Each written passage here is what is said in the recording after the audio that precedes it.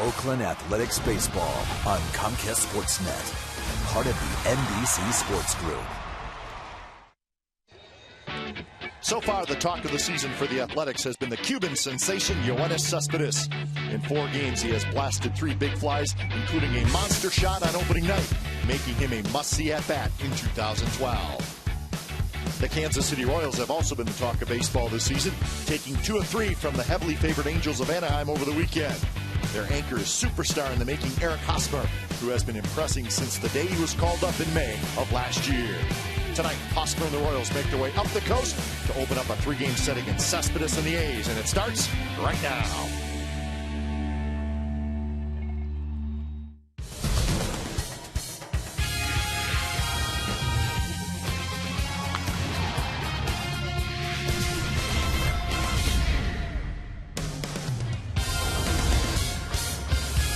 See some terrific young talent. We have it for you tonight here at the Coliseum. Yoenis Cespedes for the Athletics, Eric Hosmer for the Royals, and a pretty good young left-hander is going to make his A's debut, Tommy Malone. The left-hander will pitch tonight for the Athletics. So it's the first of a 3-game series, the Kansas City Royals and the Oakland A's, coming up on Comcast Sportsnet, California. Hi again, everybody. Welcome to Oakland A's Baseball, along with Ray Fosse. I'm Glenn Kuiper. Well, the series against the Mariners was only 2 games, but, Ray, that's all Yoenis Cespedes needed to put on a show. 2 of the longest home runs that we've seen hit in many, many years, and he did it on back-to-back nights. You know, we have a chance to see a star being born right before our eyes. This young man has the quickest bat that I have seen in a very long time. You just watch how he swings the bat. This ball to left center went over the sweeps, not into him or just over the fence. And then, of course, Saturday night going opposite field. But the great thing about him, he has yet to pull a ball. First one to left center, second one to left center, and the third one to right center. And it's amazing, which means he's staying on the pitches. He's not trying to get out in front and pull balls. He has the power to hit them out of any part, maybe even Yellowstone. Who knows? Speaking of a star in the making, last year we were in Kansas City when the Royals called up Eric Hosmer in early May, and we watched his first batting practice. That was it. We said this guy's going to be special. You know, they talked about the lifetime contract for George Brett. How about for young Eric Hosmer? He is a tremendous talent. He's a hitter. He can play Gold Glove first base. A young man, there's no doubt the Royals are going to keep in their system at the Major League level for a very long time. And you're right, Kai. We saw him in his first weekend. He looked like a 10-year veteran that weekend, and who knows what he's going to do throughout his career. All right, so we're looking forward to an entertaining 3-game series. It's the A's and the Royals from the O.Co Coliseum. We'll have lineups and first pitch when we come back to the ballpark.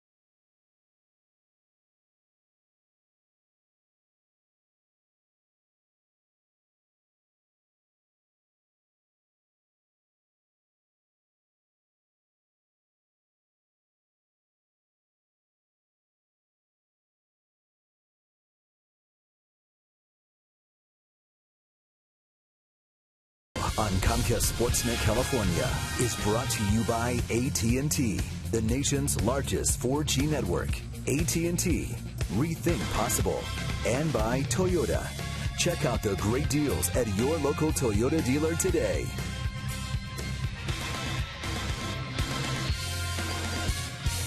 Royals are in town. The A's are wearing the green tops tonight, just about set to take the field for the first of this 3-game series. Game time weather for tonight is brought to you by, as always, the Santa Cruz Beach Boardwalk. The admission-free boardwalk is open for spring break now through April 15th. It's a cool night, 54 degrees. It's actually cooled off quite a bit in the last couple hours. Could be some ugly weather coming in, so I was just going to say, what does all that coolness mean? Yeah, so we'll worry about that tomorrow. But tonight, it's a cool night, but a nice night as the A's take the field behind Kurt Suzuki and their starting pitcher, Tommy Milone. And they will take on the Kansas City Royals. So Milone will have a pretty good challenge in his first start as an Athletic. The Royals look like a team that will score some runs this year.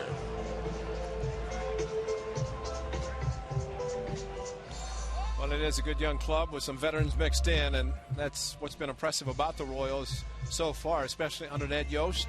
Managed the Brewers, front office of the Royals, and then took over an interim basis, and named manager, and nice extension a couple of years after this year. Royals lineup: Jason Bourgeois, just acquired in a trade from the Astros during spring training. He's in left field. Lorenzo Cain in center. Then Eric Hosmer at first. Billy Butler's the DH. Jeff Franklin right. Yuniesky Betancourt, who's back with the Royals. He's going to be kind of a super utility guy. He's at third base tonight. Brian Pena is the catcher. Alcides Escobar at short. Chris Getz is at second. And left-hander Tommy Milone, of course, acquired from the Washington Nationals. One of the players acquired in the Joe Gonzalez trade, and his Oakland debut tonight. Of course, the first 4 games started by Brandon McCarthy and Bartolo Colon, Tokyo, and here over the weekend. So tonight, the third starter needed, and it is Tommy Milone. 1-0 last year for the Nationals, but a great addition to their starting staff because he throws strikes, has a great composure, and a tremendous changeup. Talking to Kurt Suzuki, said, how many are you going to call? He said, I'm going to be wiggling my fingers all night calling the changeup. Let's hope that's the case because it's a good one. Defense for the A's tonight. Good outfield: Crispin left, Cespedes in center, Reddick in right, Donaldson, Pennington, Weeks, and Derek Barton is back at first base. Kurt Suzuki, as always, behind the dish. So that is your A's defense. So it's good to see Derek Barton back. Shoulder surgery in the offseason.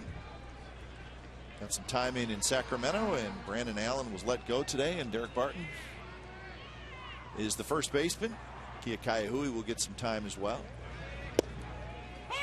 So Barton back at first, and the first pitch of the ball game to Jason Bourgeois, the left fielder, is a strike. So we are underway on a cool night at the Coliseum. A couple of pretty good hitters not in the Royals lineup tonight. Alex Gordon and Mike Moustakas, they're both getting the night off, both left-handed hitters. Maybe Ned Yost figured, hey, not a bad night to give guys a night off. And you're thinking, well, it's the 4th game of the year. What does a guy need a night off for? But it's really more get everybody some playing time as opposed to a guy needing a night off. Well, both guys mentioned kind of offers, but Bourgeois shoots the gap, and he's pretty fast. He's going to ease into second base as Cespedes was able to get over there and cut it off, but it's a leadoff double for Jason Bourgeois.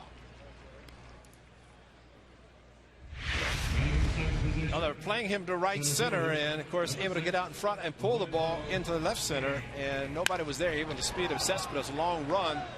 By the time he got to the ball, Bourgeois able to coast into second base, but had a chance to see the arm of Cespedes, even though no chance, and you can see the speed of this young man at the top of the batting order. He's got all zeros. Now he doesn't. Nope. He's got a hit. Here is Lorenzo Cain. Donaldson, the third baseman, in a step on the grass. Barton in as well. Cain shoots one to right field. Reddick toward the line. He's got it. Bourgeois will tag. Reddick's throw is there, and he's out. Wow. That's the play, folks. Just showed the speed of Bourgeois going from home to second, and figured Going opposite field, Kane going to advance him easily, but we have seen the strong arm by Josh Reddick. This is Ichiro-like, right on the bag, short hop, caught by Donaldson, and the tag. Tremendous play by Josh Reddick, and what a throw from the A's right fielder. Great play by Donaldson, staying in on the close play, especially with a short hop. But man, what a throw by Josh Reddick. That's a great way to start the game. Wow. Tommy Malone likes him already. So 2 outs just like that, and here's Eric Hosmer. Donaldson actually blocked third base a little bit with his leg, and Bourgeois' hand never got to the bag. A couple of home runs for Hosmer. This one is chopped foul. Well, I always say that a great defensive play can really inspire your offense, and what a great play by Josh Reddick in the top of this inning, and Donaldson on the other end. But just great defensive play. I mean, that could have been an easy run because the infield's going to play back with Hosmer hitting anyway, but Josh Reddick took care of that. Infield will play back now with nobody on base. Big swing by Hosmer, fouls it straight back on 0-2.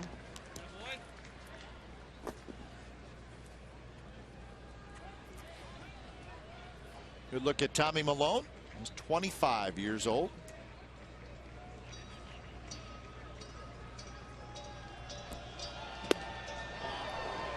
Malone, 6 foot, 205 pounds, and of course came over in the trade. Gio Gonzalez, 10th round pick of the Washington Nationals back in 2008. Pitched 3 years at USC. So that's the background on Tom Malone. James Hoy calling balls and strikes tonight.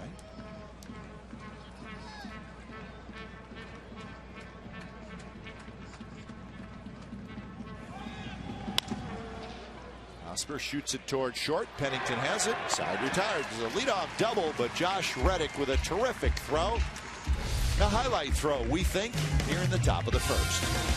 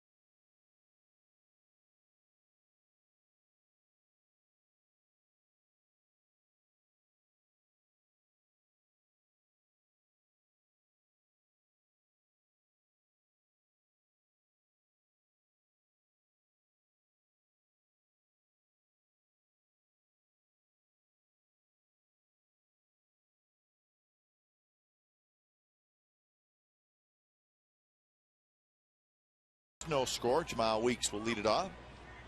Luis Mendoza, the right-hander for the Royals, is ready to work, and he kicks, and his first pitch of the ball game is in for a strike. I'll tell you the Mendoza story soon, and it's a pretty good one from Mexico. Give you the rest of the A's lineup in just a moment. Inside 2 weeks. Jamal 4 for 18 to start this season. He's got a home run. He also rolled over in his last at bat Saturday night.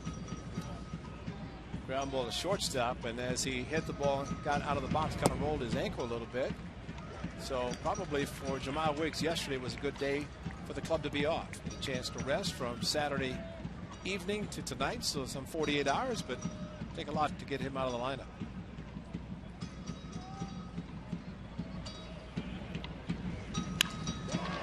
Goes after a high fastball, lines it to center field. Kane is there, and that's out number 1.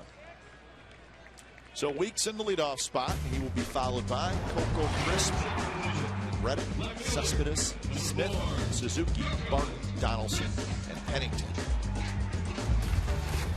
Luis Mendoza, the starter for Ned Yost, the 4th starter in the rotation. He's earned it. 4-0 in spring training. And of course, last season at AAA combined 16 wins, of course, counting the postseason. As Ned said, he had a chance to make the club last spring. It was good also, but no place for him in the rotation. So he went to AAA and had a great season. But his spring training, a nothing ERA and 4 wins out of the Cactus League. But this is not somebody who you would consider a young prospect. He's 28 years old. He's been in professional baseball since 2001. Did spend a little bit of time in the big leagues with Texas before coming to Kansas City. Royals figured he was so good in AAA, and then they saw him a little bit in September, but in spring training he kind of sealed the deal with that terrific spring, and now he's in the rotation. Luis Mendoza, 6'3", 245-pounder from Mexico.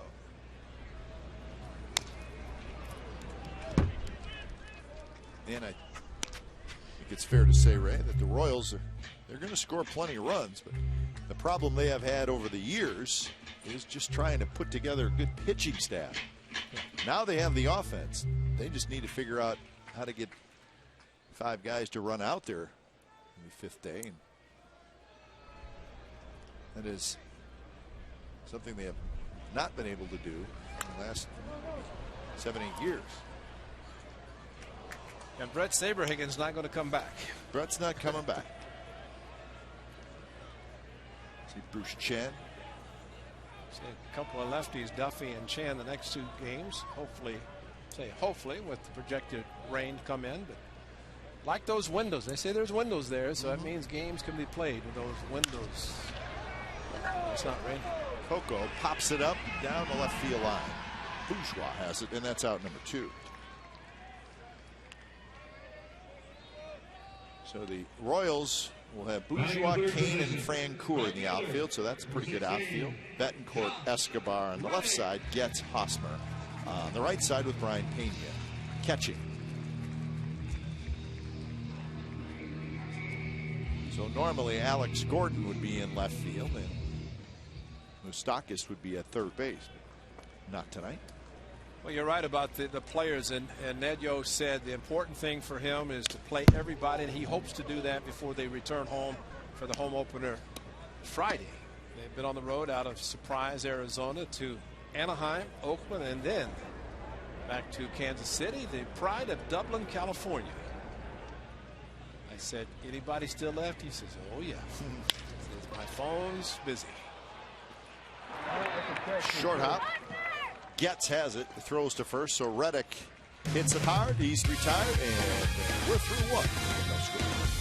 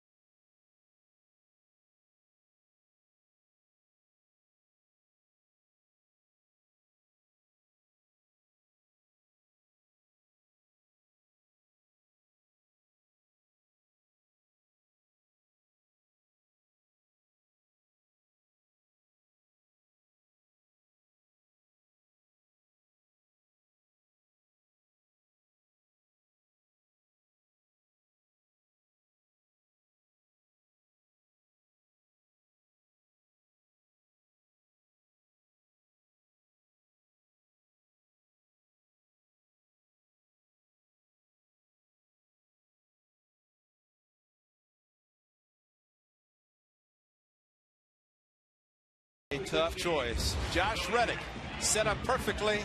Very strong arm. Short hop. Josh Donaldson, nice block at third on Bourgeois, and a double play, 9-5 on what looked like is going to be an easy advance by Bourgeois on the fly ball to right field by Kane. Instead, Josh Reddick showed his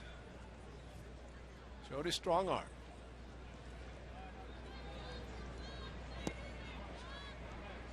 Checking out Kurt Suzuki.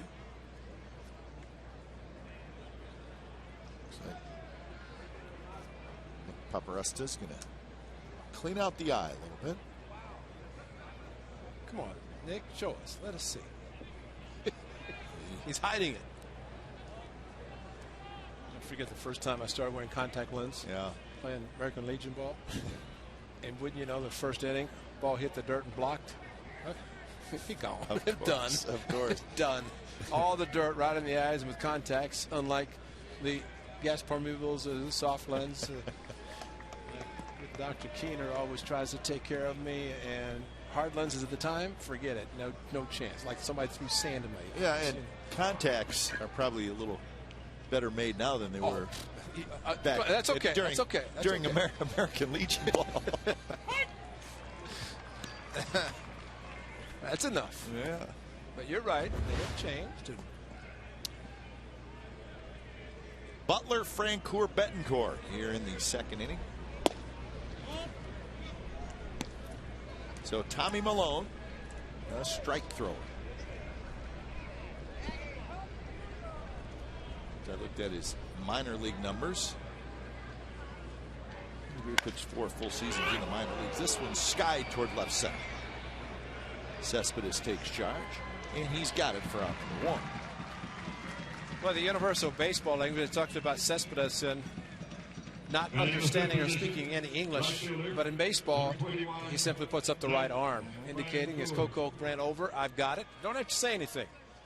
A lot of time, just hand signals, in this case, an arm sign for him to put up the hand, and really like the way, and we've seen it so far in these games, how he's taking charge in center field, and I'm sure trying to learn as quickly as possible with the help of Coco Crisp, who's now playing left field. Pitch to Francoeur is a bit inside. The veteran Jeff Francoeur.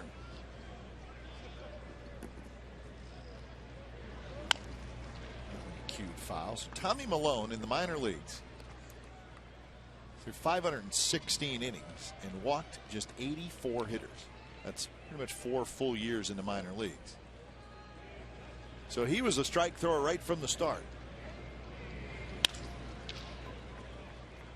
Pennington has it, straightens up, and it's 2 out.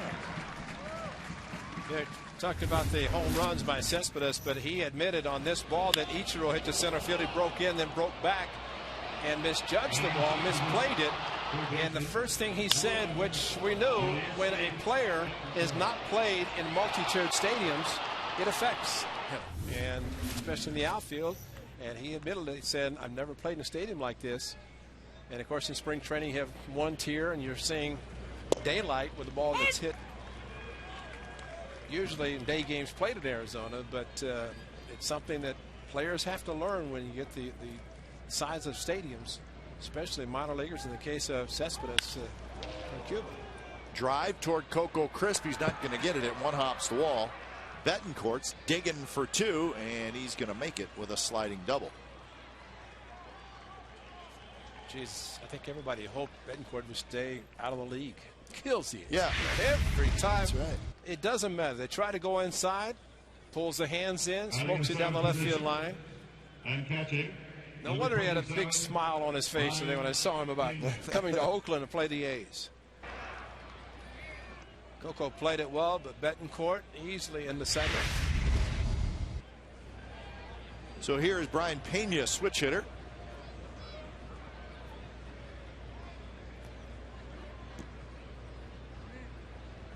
First pitch to Pena is strike on the knees.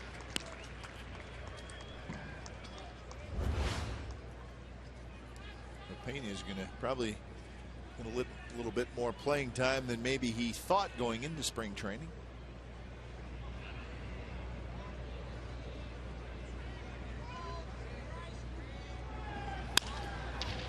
Donaldson has it. throws across in time. So a double and a runner left. Bottom of the second coming up. Yoenis Cespedes is going to lead it off. No score.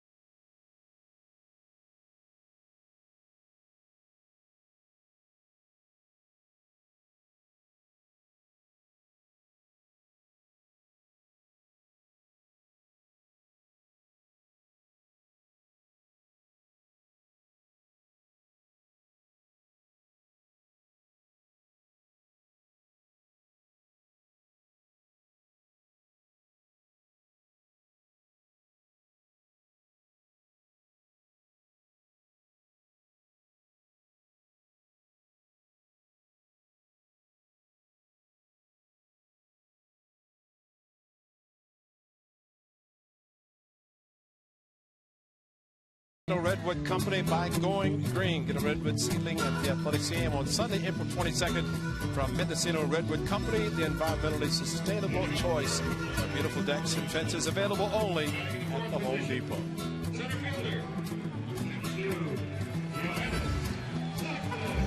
So Yoenis Cespedes to lead it off for the A's. He's hitting in the cleanup spot again today. Not surprised. He's already a fan favorite.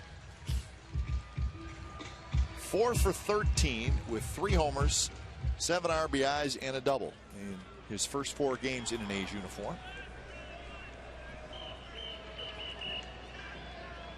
Mendoza, his first pitch to Cespedes. Swing and a miss. There are 4 players in baseball who have hit 3 home runs already this year. Now this is coming into today's action. Cespedes, Miguel Cabrera for Detroit, Jay Bruce for the Reds, and Corey Hart for Milwaukee.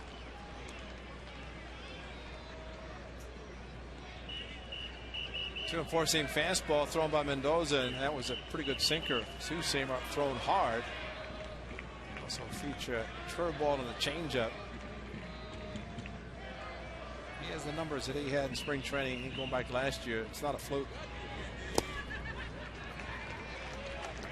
Well, talking to the Royals folks, I said, well, what is he doing something different? They said, well, he's maybe not trying to throw quite as hard. He's trying to sink the ball a little bit. A little better control.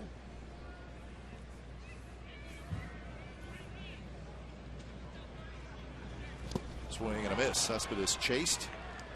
And that's out number 1. Felix Hernandez has faced the A's twice in their first 4 games. Yoenis Cespedes has been hit once over in Tokyo, and this one got him on the elbow. A few extra steps to the stairs at Felix Hernandez, and he thought maybe he was thrown at intentionally. But the thing about Cespedes, the pitchers are learning how to pitch him, which means that good fastballs inside part of the plate and good breaking pitches, which he just got from Mendoza. Good hard breaking ball out of the strike zone. First pitch strike to Seth Smith, the DH, hitting in the 5th spot for the A's. 3 for 7 to start the season for Smith with a couple of RBIs.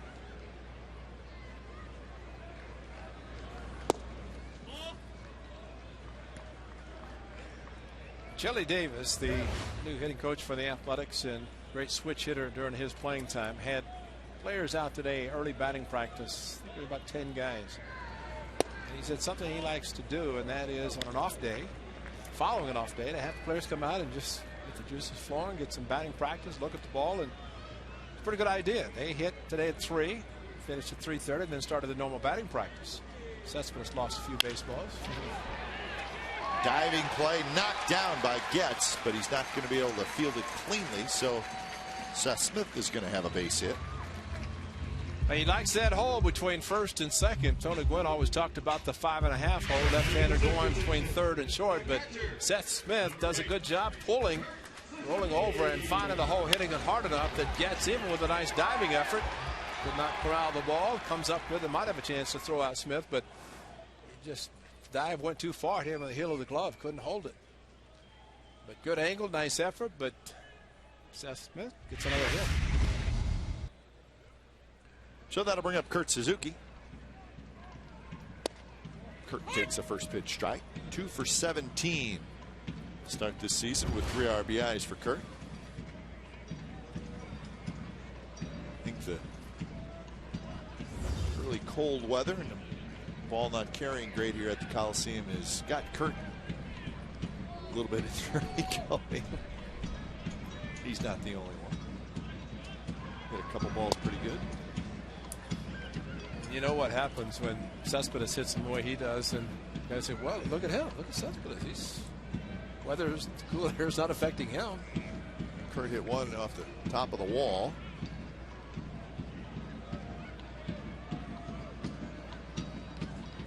Derek Barton waiting in the on-deck circle. It is the bottom of the second inning.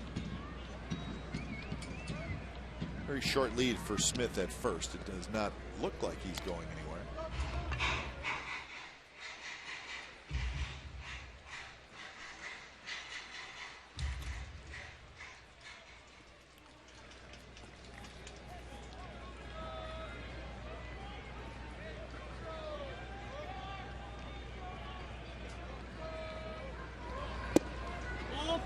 Just a bit inside. And then in the 4 games so far this year for the Athletics, they've scored a total of 15 runs.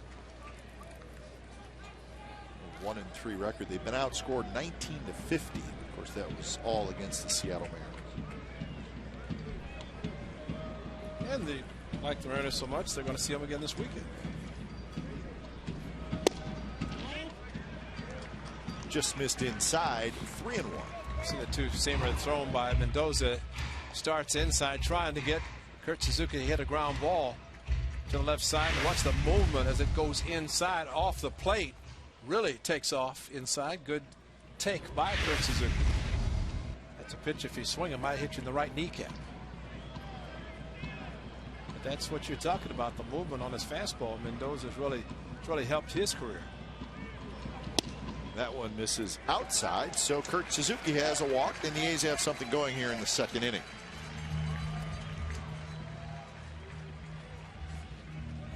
So some close pitches to Kurt. This one they just overthrew a little bit too much. Pena kind of set up in the middle of the plate, and at times when a pitcher has so much movement on a fastball, you try to go to the corners, it looks like it might be on the plate, then the movement takes it out of the strike zone. So good idea by Pena to set up in the middle. So Derek Barton's first at bat here in 2012 is an RBI situation. He could really impress a lot of people if he had a home run. He made 4 starts at first base for Sacramento in his rehab assignment.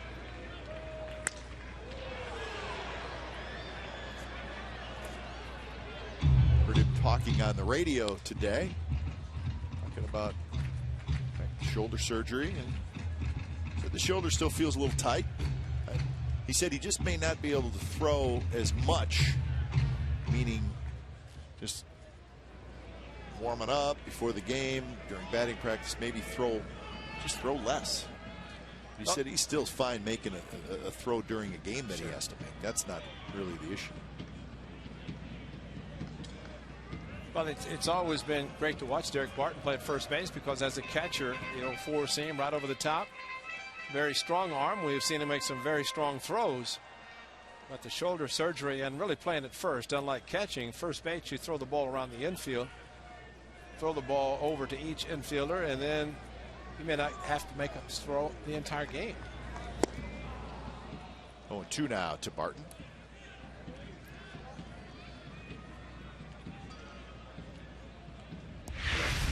The same two-seamer that was thrown to Kurt Suzuki, the right-hander, thrown inside this one to Barton, the lefty, and really took off outside, maybe even out of the strike zone, but great location by the pitcher. Smith at second and Suzuki at first. 0-2 pitch to Barton is low. Barton hit a grand slam last night for Sacramento.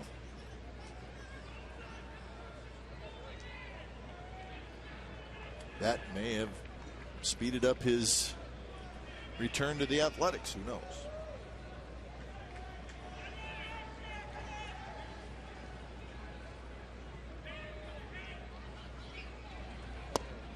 Good take there as changeup drops low. 2-2 the count. I think one of the great things about a hitter has an exceptional eye, and there's no doubt Derek Barton, leading the league in walks a couple of years ago, he can do that. So great approach is be aggressive up to 2 strikes, and within that point be selective and not swing at a pitcher's pitch. So it's best case scenario, but be aggressive early. He rolls that one toward Hosmer, who gets the out at second. So the A's will have runners at first and third with 2 outs on the fielder's choice by Barton. It's a time when you want the first baseman holding the runner. So with first and second, Hosmer was playing back, and tailor made for him. So now the A's will look for a 2-out hit from Josh Donaldson. Donaldson 1 for 7 to start this season. His one hit was a single. He does not have an RBI.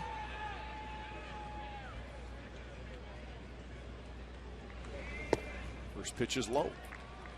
All he has to do is think back to his game last Wednesday in San Francisco, the final game of the exhibition season, and he crushed 2 balls at the San Francisco park, and that ball normally doesn't carry that well to left field, but he made the park look small. Aggressive, but yet patient. Shoots that one to right field, and that's a base hit, and the A's are going to take the lead. Smith trots home, and Donaldson with an RBI single. 1-0 Athletics. You'd be a home run hitter, but when you have a runner in scoring position, especially with a couple of outs, use the opposite field. He stayed inside the ball, inside target, stayed inside, and a perfect shot to right field. Look where the second baseman was playing. He expected him to pull the ball, but great job by Donaldson going to right field, and he brings home Seth Smith with a 2-out single to his first ribby of this season. Like it. Opposite field and a 2-out single. So Pennington steps in.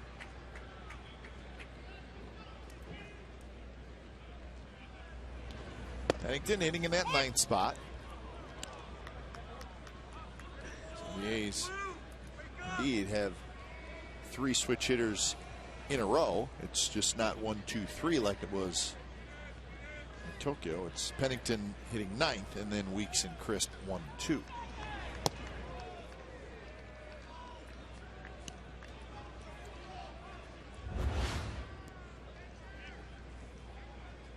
Game going on down in Arlington. It was the debut of Yu Darvish pitching for the Rangers. He is no longer pitching. The game is still going on. Rangers with an 8-5 lead over the Mariners in the bottom of the 7th inning. Darvish went 5 2/3. Gave up 5 earned runs, 4 in the first, I believe, right? First 4 pitches of his major league career, not even close. Sean Figgin walked him on 4 pitches, and it was an eventful first inning, but he also has to realize, and they have proven it, a very good offensive club, the Rangers, especially in their home park. Taken off for third is Barton, and he makes it.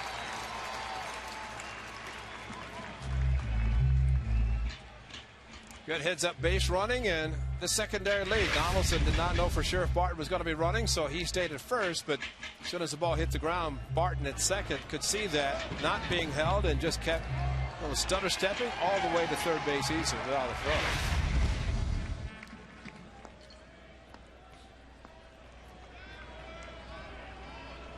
So the wild pitch has runners at first and third now.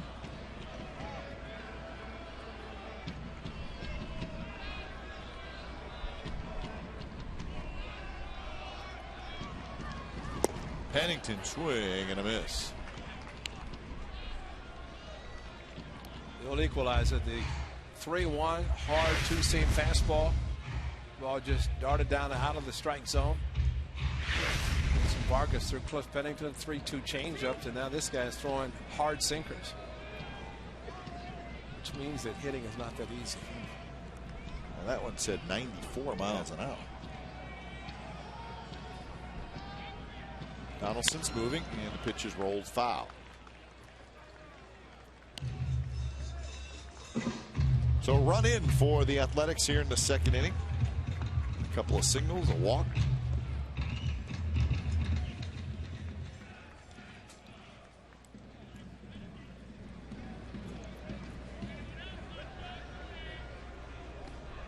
Donaldson will take off again on the full count. And a good take by Pennington. It's low. The bases are loaded for Jamal Weeks. That was a good take, especially after the 3-1, the hard sinker, and then ended up drawing a walk on a similar pitch. Just very good discipline by Cliff Pennington. Sharks in the playoffs? Oh, yeah. St. Louis. Thursday night, game 1 in St. Louis. Congratulations to the Sharks. Oh, yeah. Might as well just win it all. See, Ray, when you open up the sports page in the morning, there's usually more on that sports page than just the A's story. I just saw it on the monitor. Baseball. It's baseball. So you just read the A's thing and then nothing else. Well, I could barely walk and run, much less skate. I had that opportunity. Looked like Mendoza got a glove on it, and that slowed it down. And a nice play by Getz. And Weeks, he thought he had himself a base hit.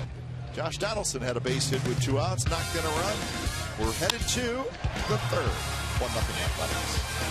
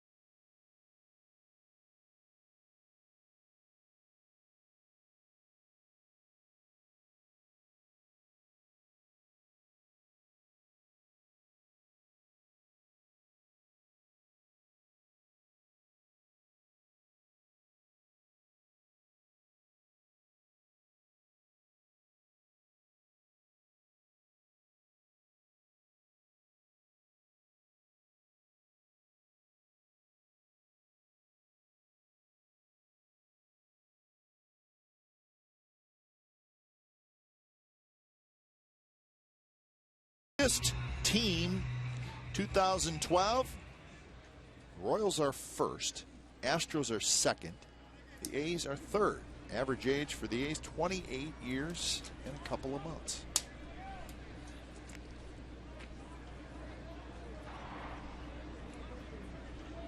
Alcides Escobar to lead it off. Chris Getz will follow, and then the top of the order, Jason Bourgeois against Tom Malone. Just the 22nd pitch thrown by Tommy Malone, 11 in the first, 10 in the second, and that's a nice way to start your Oakland career. Change up.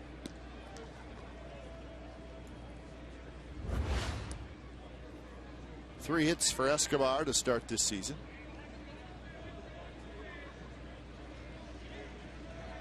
Well, the Royals start the season in Anaheim and take 2 out of 3 from the Angels.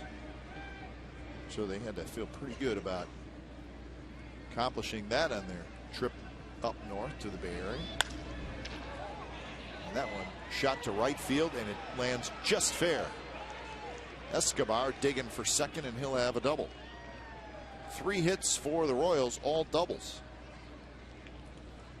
Not surprising. They have a team full of guys that can hit doubles, Billy Butler especially, but a couple of pitches taken by Escobar, the changeups, good take, and then the fastball away, almost like he was looking for changeup again. 2-1, stayed back, pitch away, and took it to right field.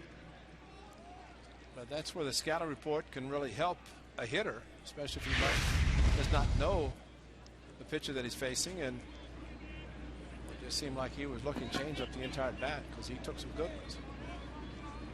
Here's Getz.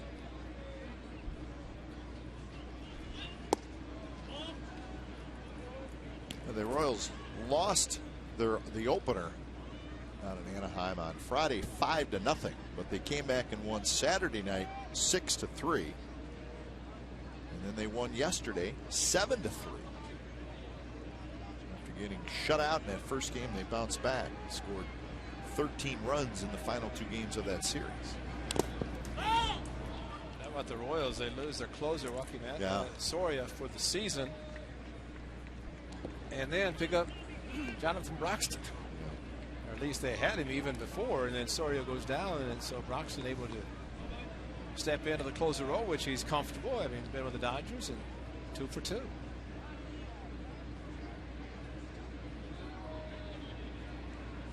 for 1. They had a 4-run lead the first time they came in. Getz trying to get the runner over. He's not going to do it, as Pennington takes care of the problem. See, that's what's tough. Lefty facing lefty, trying to pull the ball, knows that he needs to pull it. That's why he attempted to bunt, probably on his own. Couldn't get it done. Good job by Tommy Malone to prevent that from happening. I thought maybe he's just afraid of Josh Reddick's arm. Didn't want to try to hit it right there. Don't hit it that way. Here's the leadoff man, Jason Bourgeois.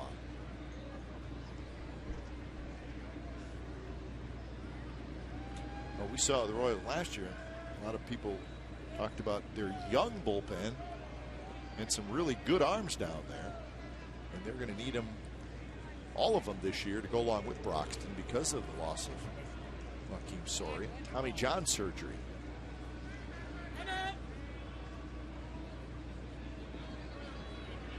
Bourgeois doubled leading off the game, but when he tried to advance from second to third on a fly ball to right, Josh Reddick threw him out. Check Josh Donaldson. He said he can watch this way, he can watch this way, especially with somebody with speed concern.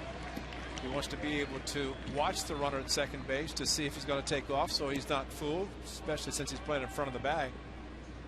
But that's a nice angle to set up and be able to see both second base and the hitter. Not bad for catcher, although he did play third base and has played third base, so he's familiar with it. But for him to be playing that close in this situation, it's a little bit of a surprise. I mean, maybe the scouting report says, hey, this guy likes to bunt, but there's also a runner on second, and he's trying to drive him in. A bunt is not going to drive him in. But I think that's the first part about bunting. That's what he was protecting against, especially it's almost like a runner at second and nobody out looking for the bunt. But you're right. He should be thinking about driving him in, especially the way he crushed the double in the first inning. So 1-2 the count with Lorenzo Cain in the on-deck circle. But that does come from the scouting report because he would not have been there except for one of the coaches, probably Mike Gallego, directing him based on the scouting report, and that's something that you're always concerned about. Just to be prepared. Pennington Guns it across as Escobar dives back into second base.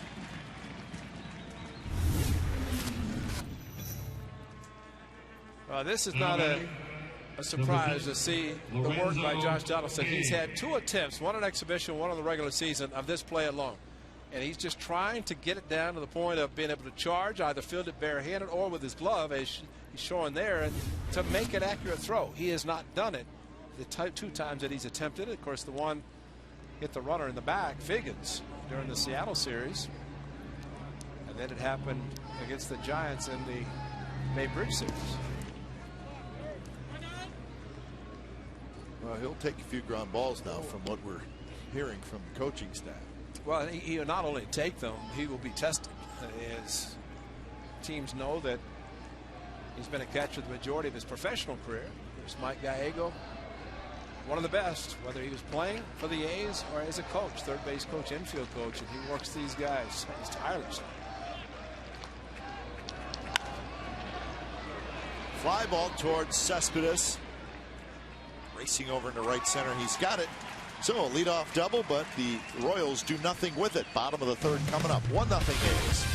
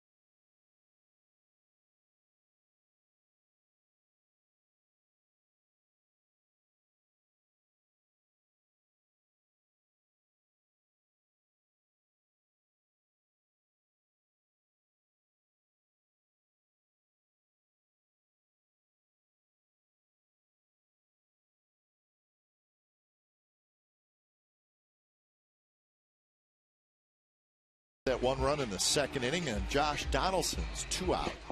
RBI hit to right field. Tommy Malone has worked out of a couple of jams with runners at second base. Keep the Royals off the board. Coco Crisp leading it off. He'll be followed by Reddick and then Cespedes. Coco flied to left field in the 1st inning.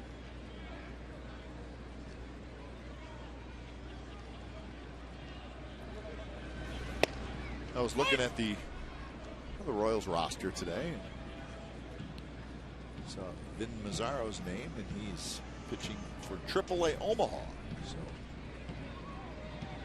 Mazzaro was unable to make the rotation out of spring training, and we like Vin. We pull for him, but at some point he's going to have to make a move in the big leagues, and he really has not done that. Had the opportunities. Had him here in Oakland and also in Kansas City when he was traded. But at some point you got to perform at the big league level. Yeah, and I still say when he and Brett Anderson, Trevor Cahill were all together in spring training, all the scouts said Mazzaro had the best stuff. That's right. I remember that. They're not really panned out for him. The other two, I know Brett's on the disabled list, but he's pitched well. Trevor Cahill with the Diamondbacks. So Coco is retired, 3-1. Here's our Subway Eat Fresh Ask Glenn and Ray. Log on to csncalifornia.com to post your question. Eric from Fremont asks, will we see Jared Parker, Brad Peacock, and Sonny Gray this season? Say, I don't know. Yeah, well. Listen, if the guys are healthy who are here, that's always the determining factor. Of course, Bob Melvin, the manager, would know. Kurt Young, pitching coach, they know these guys. But a couple that were acquired in trades, Sonny Gray, we saw up here last year. #1 pick. Yeah. Well, they're 3 very fine young pitchers, but you're right. I think 2 things need to happen. 1, you have to have a spot at the big league level. And 2, those guys have to be pitching well in the minor leagues. You're not going to bring somebody up if he's not pitching well in the minor leagues. But a lot of talent, those 3 guys. Well, remember, too, that there's nothing wrong with a pitcher having the opportunity to pitch a lot of innings at the minor league level. Get the experience, and ideally, when they have the experience, they come to the big leagues, they stay. Worst thing is to come up, fail, have to go back down and regroup. And Tyson Ross pitched last night, saw the report, walked 3 batters in 5 innings. So he has been sent out. They still don't need the 5th starter. What you said, the 17th, I think, is the time frame. So they could go with 4 starters until that time. 1-2 to Reddick. He slices a breaking ball down the third base line, but foul. I also remember Brett Anderson on the disabled list, and he will come back sooner than later. And of course, Dallas Braden also. There is Brett Anderson, who's with the club, and he's had a remarkable recovery from his surgery. And Dallas Braden, a little bit of a setback, not doing much of anything for 3 weeks. Francoeur, he's got it. But those 3 names on that list, and then if you put Tommy Malone on that list, Ray, I think in spring training it was safe to say that Malone was clearly the furthest along and most major league ready of those 4 guys. Sonny Gray we really didn't see a lot, but the other 2 did pitch some in the minor in spring training.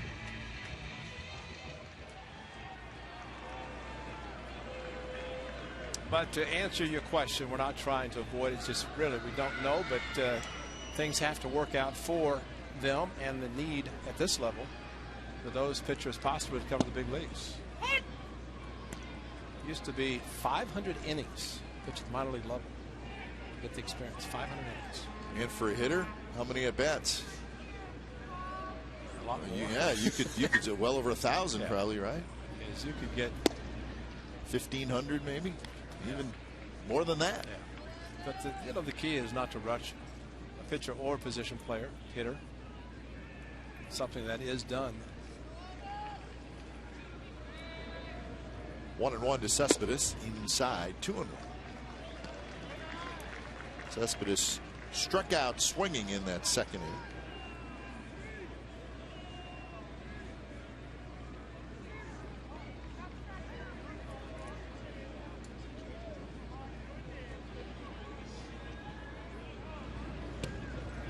That one just missed. 3-1. See, what we're seeing with Cespedes is that when he sees a pitcher for the first time, as the case of Mendoza tonight, he swung at those pitches. 4 pitches in the first at bat. I don't think he saw a strike, but he swung and struck out. But a little bit more patient in this at bat. Runs inside, and it's a walk. 2-out walk for Cespedes.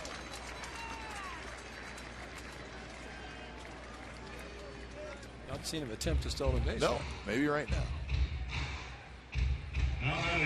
Designated hitter, number 15, Seth. Had a good time to do it. Seth Smith, good RBI man, and the speed of Cespedes, especially with 2 outs to try to get in the scoring position. Smith singled and scored in the second inning.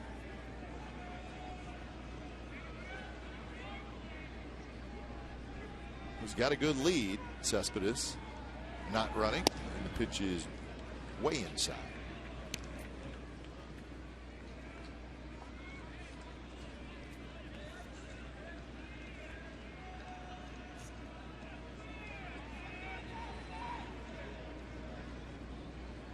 He didn't look at Ty Waller, so he must know the signs. It's important. You look at third base, and you see the runner look back to the first base coach. He's unsure of what the sign was, and we'll get confirmation, in this case from Ty Waller.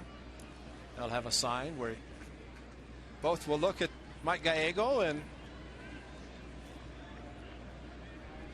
see if Ty knows what the signs are. And of course, he's looking at Gallego as well as the runner at first base, and just to see if something is on. Smith hits one down the left field line. You know, when you stand next to Cespedes, Ray, he's really not very tall. Right. What do you think? 5'10", 5'11", maybe? 6 foot, maybe? Yeah, I give him 6 feet, but he is strong, with big shoulders. You see, Hosmer's about 6'4".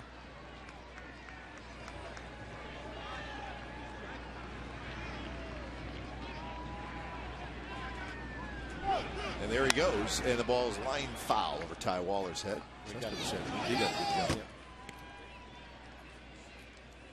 I think what managers like to do is give good base, good speed. I wouldn't put Cespedes. We don't know whether he's a good base stealer or not. But watch that first move. I mean, he has taken off, and what a jump he had. But Cespedes had a couple of strikes on him. Picking up the ball, good idea once contact is made. With 2 outs, you don't have to worry about getting doubled off. Just keep running once the ball is in fair territory. So 1-2 the count now to Smith. Outfield shaded toward left center. Not running this time. The ball's hit toward the right side. Gets a couple steps to his left. Has it. Side retired. So the 2-out walk to Cespedes. He is stranded, and we're headed to the 4th. A's with a 1-0 lead.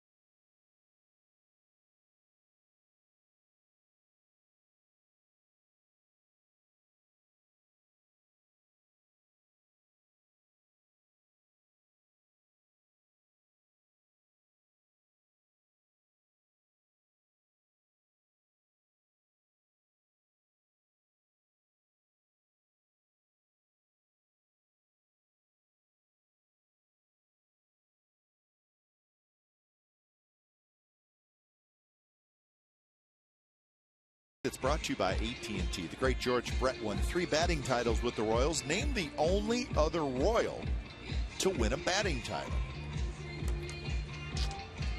It's a good question. So George Brett won 3, and there was another Royal hitter who won once. You know who it is? Do you know? Yep. All right. No, let me think. Give me a Speed. Decade. Speed. Willie Wilson. That's who I'm thinking about. Yeah. Well, they had the Royals with Kauffman Stadium when it was artificial surface. Man, they had some burners. Oof. And you played Kauffman Stadium, and we'll talk about them making 2 trips back to Kansas City this year. But down in the corners where it curves around and that artificial surface, the ball you had to learn how to cut it off. Otherwise, as the great Monty Moore would say, there comes the rabbit. Yeah. Monty was great. Campy Campaneris, when he played for the A's, of course, Monty came from Kansas City with the A's to Oakland. And Monty will be here the weekend of the reunion of the '72 World Championship. He should be here. Absolutely, all 3 years. And Monty broadcast, and one of the great Oakland A's broadcasters and Kansas City Athletic broadcasters. Well, the A's will, as Ray said, go to Kansas City twice this year. They'll go in June and they'll go again in August.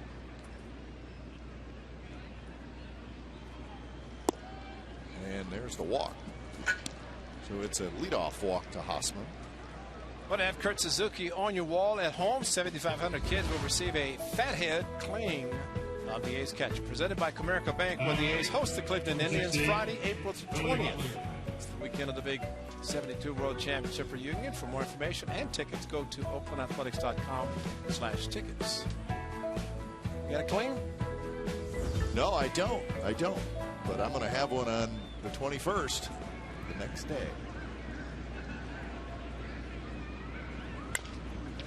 Chop toward Donaldson, right at the bag. He's going to go to first. He'll get Billy Butler. Hosmer to second. You're talking about the A's making 2 trips to Kansas City. All the players will be going on those 2 trips. Somebody, and we hope more than just one, will be going to Kansas City for this year's All-Star game, which will be the Midsummer Classic at Kauffman Stadium. First time in a long time that the Royals will be hosting the All-Star game. Back to the '70s. Well, I believe they hosted it the first year of the new stadium, 1973. Yep. Exactly. So that's when the stadium opened, and that's the last time they hosted the All-Star. But the stadium then and the stadium now is much different. They put a lot of money at Kauffman Stadium, and rightfully so, to make it a great stadium without really doing other than just refurbishing and making it with the upgrades. But it's a great stadium. Yeah, it's one of our favorites. I think the last 2 years, maybe the last 3 that we've gone there, it's been in the middle of summer, obviously, and it's been hot. Really hot. So we talked about with the All-Star game in July, unlike this past year in Phoenix, the roof will not be closing Kauffman Stadium. Although one time they thought about having a roof, but it was not going to be. Oh, look at it.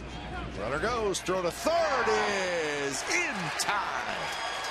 Hosmer thrown out by Suzuki.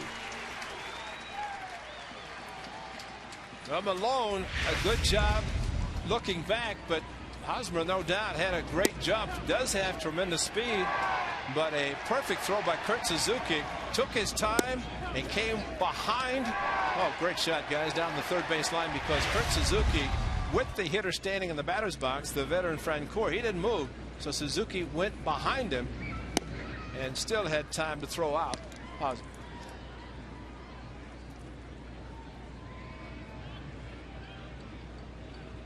Jeff Francoeur, 3-0. First thing from the hitter standpoint, to duck and let the catcher throw over him, but Francoeur held his ground. So Kurt Suzuki just took one step and take the throw, just one step to his left, and a perfect throw with Donaldson keeping the tag, even though it looked like Hosmer tried to get his hand around the tag. But Josh Donaldson stayed with him, and that's a pretty good slide by Eric Hosmer. And he made it a very close play. So here's Betancourt, who doubled in the second inning. Francoeur takes off. Barton's throw is right there, and he is out. So pretty nice defensive work by the Athletics. They cut down a couple of runners on the bases, and the Royals do not score.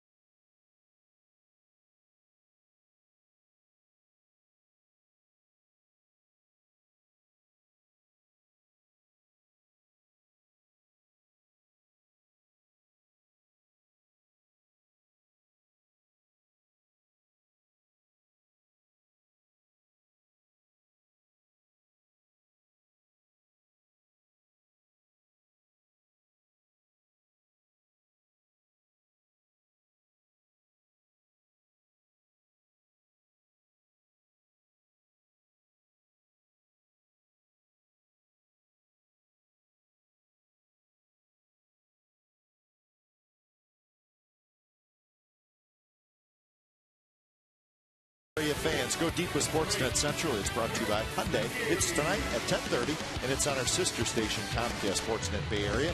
Kate Long will have post-game A's report, highlights from around Major League Baseball, and are the Sharks ready for the Blues? How about that first-round matchup? Sharks-Blues starts Thursday night in St. Louis. Well, no doubt Ned Yost knew that Derek Barton had surgery. But how about a perfect throw by Derek Barton to shortstop Cliff Pennington on the attempt by Francoeur. Francoeur running inside to try. Ooh, kicked Pennington in the head, too. Accidentally. And he may have been safe. But you saw how Francoeur, with the throw to coming from Barton, he ran inside just in case Barton was going to throw, which he did. He had to throw around him. But there's a lot of action going on there at second base. Pennington's look, I think, was priceless, especially when he got kicked in the side of the head. Let's hope he's all right. Kurt Suzuki walked in the second inning.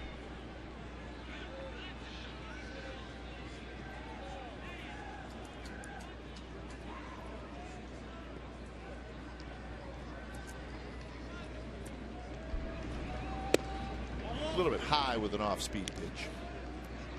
That game in Arlington is now in the top of the ninth inning. Texas 11 and Seattle 5.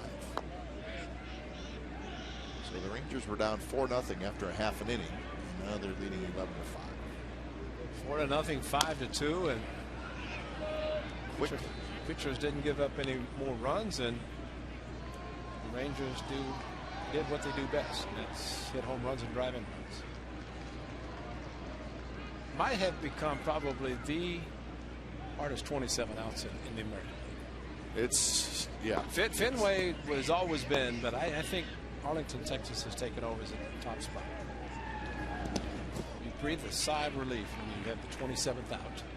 You have a lead. Hayes found that out last year. Absolutely. Full count to Suzuki. He'll be followed by Barton and then Donaldson.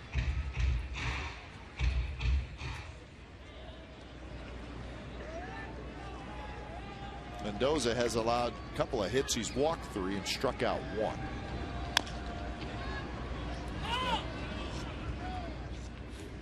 Hard two-seamer and running down, and got Suzuki on the foot.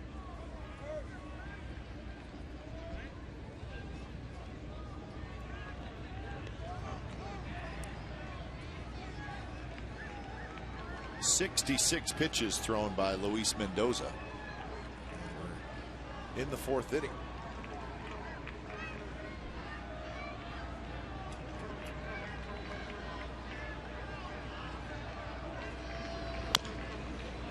Again, see, that's 91 miles an hour and really power sinker. Downward plane, boy. Power sinker. That's why you throw a 4-seam fastball and have that kind of sinker fastball. It's actually a ball, but too close. Suzuki sees it with the right over the top delivery.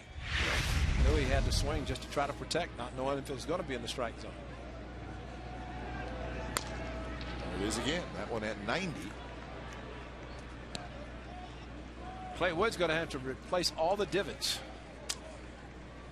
in front of home plate with this turbo sinker thrown. 9th pitch of the at-bat coming up.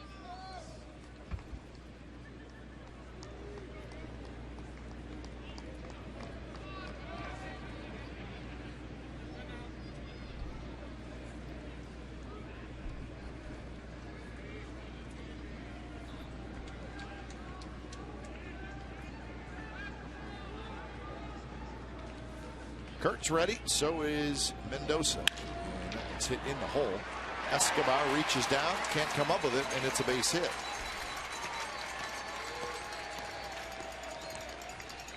Hit number 3 for the A's. It's a leadoff single by Suzuki. Escobar hoping the ball would come up because he was just going to his right, reaching down, hoping to catch the ball, plant and throw, but it never went down far enough to catch the ball. It stayed down on him. It's going to be a tough play to throw out Suzuki anyway from the outfield. But like he stumbled a little bit. That's a tough play trying to reach down to the opposite side. But Suzuki, a very good at bat. 9 pitches to get the base hit. Barton hit a ground ball to first. It's that one right back up the middle, but Escobar standing right there, steps on second, flips to first, and it's a double play. So well positioned was Alcides Escobar, and he takes care of the double play. Positioning is the key, because the ball was off the glove. This time was off the glove of Mendoza. Deflected it back towards second base, and Escobar covering. So that is a actual 1-6-3 double play, but it was all Escobar. Well, the Royals turned 5 double plays in that 3-game series down in Anaheim. That was their 6th of the year.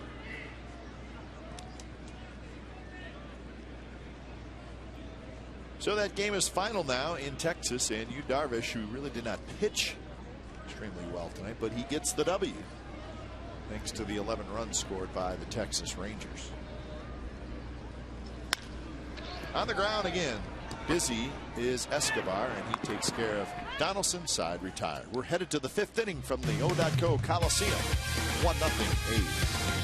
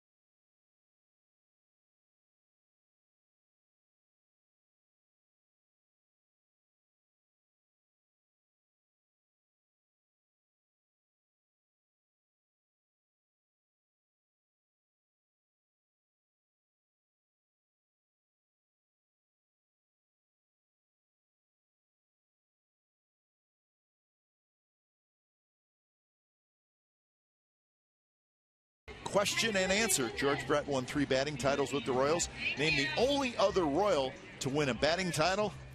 It was indeed the speedy one, Willie Wilson. In 1982, he hit .332. Spent a little time in the green and gold. Did Willie Wilson, switch hitter. No surprise that he led the American League in triples 5 times. The steals, he had it all. The speed burner. Boy, he could run. He could fly. Freddie Patek, ball club. Remember, Amos Otis was there. They had speed, and that park was built, and they had speed as a result of the type of stadium they had. The real artificial surface. George Toma, the great head groundskeeper that did a lot of the, has done a lot of the Super Bowl sites. George was the only guy who could see him growing grass on an artificial surface. He could do it. Well, I think for Royals fans, that we do have a great history, but it's been a long time since they've had a whole lot of success. 26 years since the last postseason appearance for these Kansas City Royals. And that was 1985 when they won their only World Series. Betancourt is retired on the pop-out, and that's out number 1. Well, we welcome back to the big leagues our good friend Rex Hudler. Rex Hudler back, and he's with the Royals along with Ryan Lefevre, the son of Jim Lefevre, a great player and batting coach. And of course, Rex Hudler with the Angels for many years. I think he's had 11 seasons, 2 years out of baseball, and back now with the Royals in the Midwest. How about that in California? Yeah. Going back to the Midwest, but he's enjoying it. And, you know, tough on Rex Hudler because the gentleman who was there the last couple of years, of course, Paul Spudorf, who we really admired, great pitcher and broadcaster, and unfortunately passed away. Frank White had taken over, great Hall of Fame second baseman. There is Steve Fisiak also back. He was with Rex Hudler in Anaheim. But the thing about Rex Hudler, especially on TV, taking over for Frank White, who has a statue, his number retired, is a Royals Hall of Fame. And so here's Rex Hudler going back with all his energy. And he said it's tough because fans are saying, who is this guy and where's Frank? You know, and that's the biggest thing. But I said, all you have to do when you play the Mariners, talk to Rick Riz, because he took the job in Detroit when Bo Schembechler fired the great one. Yeah, Ernie Harwell. Diving play by Barton, and it was a dandy. Takes a hit away from Brian Pena, 2 outs. Great range. He's 0 for 2 in his first 2 at-bats, but a great defensive play. Actually, the second, as he part of the caught stealing last inning by Jeff Francoeur. This one diving to his right. And, of course, when you have right shoulder surgery and you dive, he just forgot about it and made a great play. Yeah, for Rick Riz going back to Detroit, and you're saying, Ernie Harwell's not here. It's Rick Riz. And go, what? And that was tough. Yeah. Might have been the 3 longest years of his life. Back with Seattle and voice of the Mariners. Well, yeah, Riz has found a home in Seattle. Oh, yeah. Well, the late Dave Niehaus, there's no doubt when Rick went to Detroit to be the #1, as soon as that, they brought back Ernie Harwell, and Dave Niehaus said, you're coming back to Seattle. And so it was Dave Niehaus and Rick Riz for many years on radio and back and forth, radio and TV. So Rick, one of the good guys in the broadcasting business, and after the passing of Dave Niehaus, he has 7 partners he's working with annually, last year and this year again.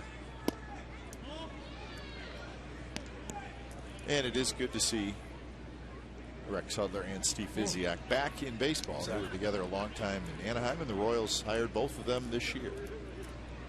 Of course, Steve Fisiak in the Bay Area for many years. Yep. Try to find a nicer guy. You won't. And you will not. No. And to be honest, I'm glad Caleres showed him and Tommy showed him, because I talked to Rex Hudler and I knew Fizz was back, but I didn't see him today. Had not seen him. So it's good to know that he's in the house and doing Royals baseball. Bob Davis sitting beside him. There is Mr. Davis, longtime Royals broadcaster, TV and radio. A soft line drive into the glove of Pennington. So nice inning for Tom Malone with a little help from the defense.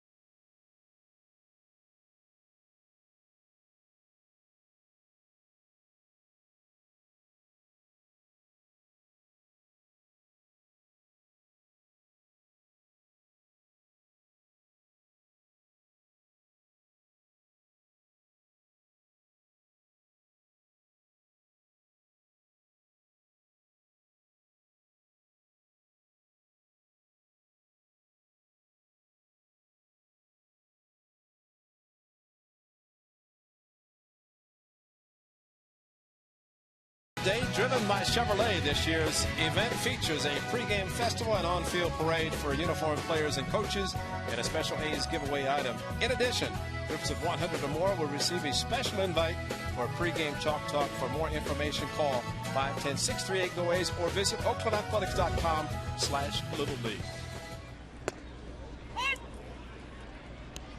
Cliff Pennington to lead it off. He'll be followed by Weeks and Crisp here in the bottom of the fifth inning. A's cling to a 1-0 lead.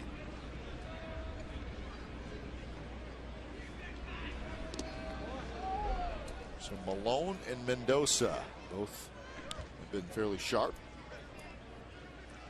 But Tommy Malone's been unbelievable as far as pitch count. He's, of course, his last outing at AAA was a perfect 6 innings at the Saturday night following the trip to Tokyo. Well, and the A's threw a runner out at third from the outfield. Threw a runner out at third trying to steal. Picked off a runner trying to steal. So they've erased 3 base runners in the first 5 innings. Pennington shoots it toward the A's bullpen. They clear out just a little bit down there. Well, Malone's given up 3 hits, so Ed Yost, their manager, the manager of the Royals, had to be thinking, try to figure out a way to generate some offense, but Malone has stifled the hitters of the Royals. Pennington rips one to right field, but Francoeur, a couple steps to his right, he's got it. So that's out number 1. Here's our true story. It's brought to you by McDonald's. We go back to June 15th of last year. That's Jemile Weeks stealing third. That was his first major league steal, and it came against these Kansas City Royals. He eventually scored on a Pennington single, and the A's won the game 2-1 that night. So that was the first major league stolen base for Jemile Weeks. Well, Jemile, after watching that, realized that he better start his slide a little bit earlier. He slid so late he hit the bag and catapulted over the bag in the foul territory. Well, that was a little bit of an issue for him last year, sliding a little late. Well, an over-sliding second base, which he did a couple of times. But, of course, the great Hall of Famer Ricky Henderson, still with the Athletics and working in spring training with the Major League players. Minor league complex as well, and Ricky will be here at the Coliseum on different occasions, watching the base runners of the Athletics here, and no doubt helping them in many ways.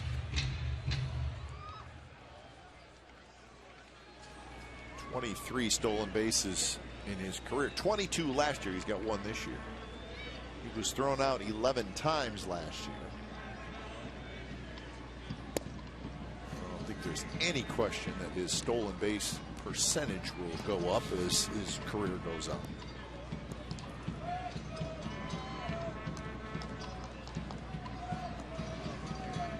One and 2 the count. 2 Weeks with Crisp waiting on deck.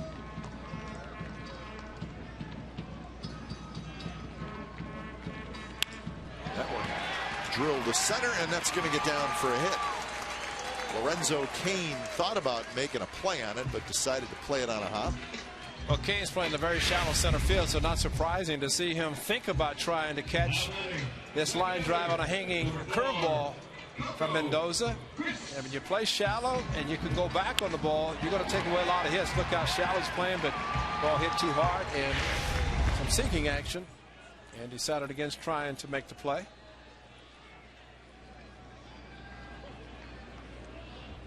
So Coco steps in.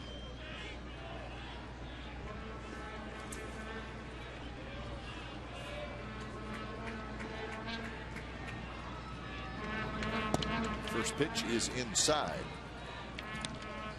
Now this is where Coco is very good, hitting behind Jemile Weeks, because if Weeks decides to try to steal, we've seen Coco just kind of lay the bat out and bring it back, trying to distract the catcher. But it's tough being a left-handed hitter. Green light for Jemile Weeks, but the way Coco has his head turned, he can look and see when Weeks does take off. The ball off of Hosmer. Weeks is going to try for second, and he is going to be out.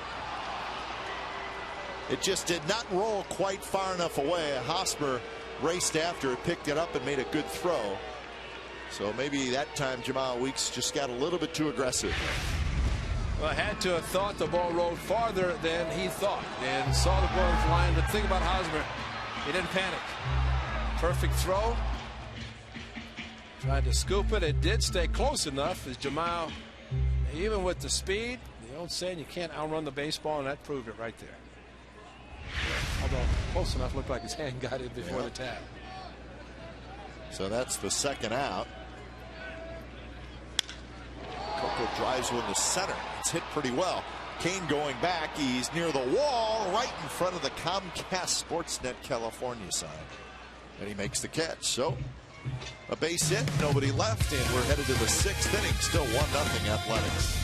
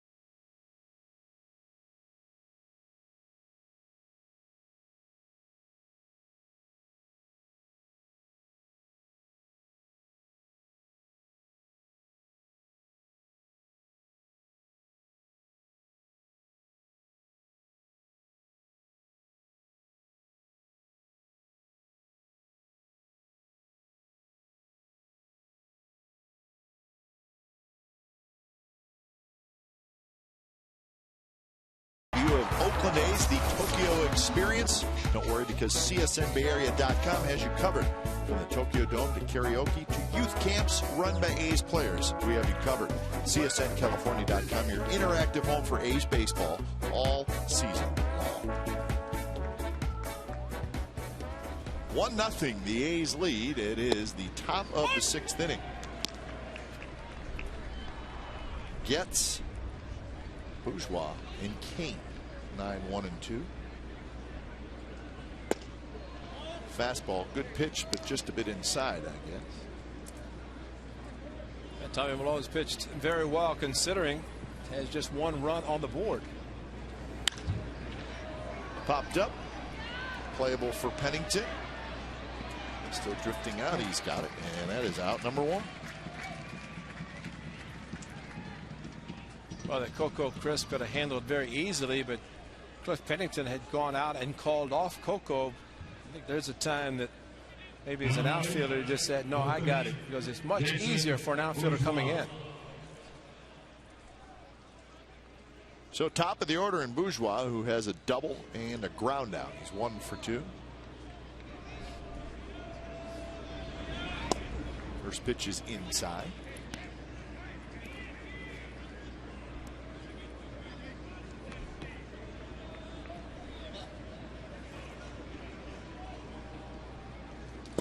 Well, after yesterday's games, right, the Red Sox and the Yankees were both 0-3. Yeah, that's a real concern, isn't it? Yeah, everybody was worked up. Well, they were probably worked up in those two cities, not necessarily the players.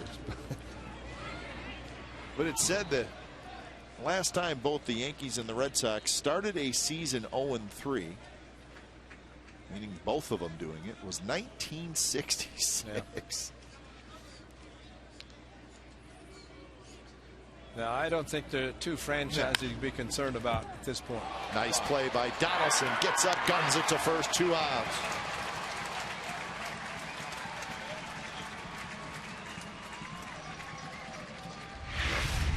Well, it has been a defensive show tonight, and Josh Donaldson on the grass And once he came up with the ball, even with the speed of Bourgeois, he was going to be able to make the play, and he did perfectly. What a nice play by Josh Donaldson. He has driven in the only run with a 2-out base hit to right field and starring at third base. And, you know, with all that hard work we showed with Mike Gallego and working with Josh Donaldson, you know it's going to pay off, and it did there. So Lorenzo Cain hits with 2 outs.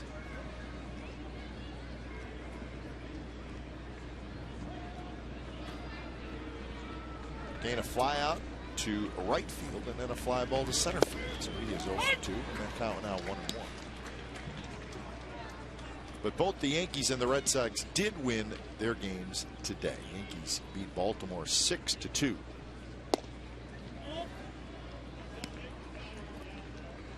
Nova got the win over Brian Mattis. Jeter went 4 for 4. So the Yankees are in the win column. It'll pop up. Derek Barton backpedaling. He's got it inside. Retired 3 up, 3 down inning. Malone has retired 6 in a row. Cespedes is going to lead it off, or he's going to bat second. And the A's with a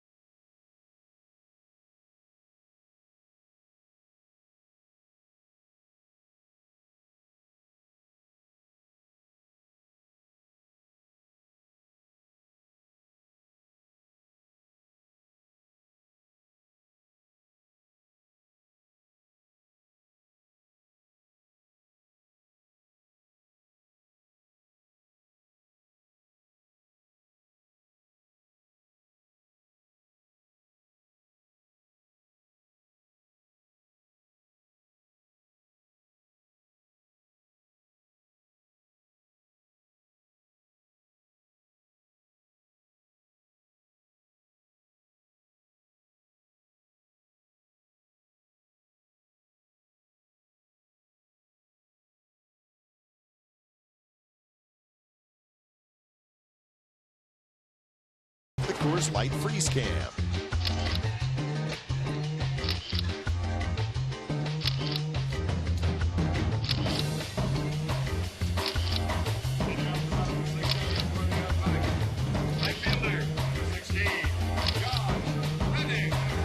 Coors Light Freeze Cam is brought to you by Frost Brewed Coors Light. It's the world's most refreshing beer. A's with a 1-0 lead over the Royals in the first of this 3-game series. Night game tomorrow night, which we will have for you here on Comcast Sportsnet California. A day game on Wednesday. And that will be a radio only on Wednesday. Reddick, Cespedes, and Smith.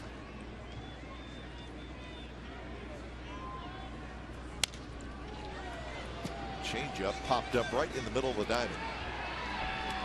It's going to be Alcides Escobar who makes the catch. 1 out here in the bottom of the 6th. They'd just like to see some more offense from the A's to support Tommy Malone, and maybe Cespedes can continue his hot bat. Because you have a 1-run lead, only 1 run on the board. That enables the Royals, if they get a base running, then try to continue what they've already done, and that's either steal a bag or maybe hit and run, do something. Bunt. And so far, Tommy Malone has stopped them from doing anything. First pitch to Cespedes. Breaking ball is in for a strike. A strikeout in the second, a walk in the third for Yoenis Cespedes.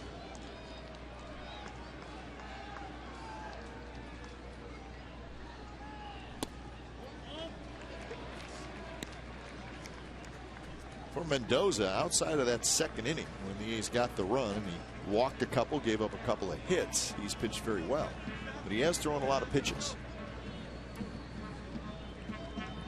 And Tommy Malone has not thrown a lot of pitches. That's the amazing thing, and how well he's been working tonight.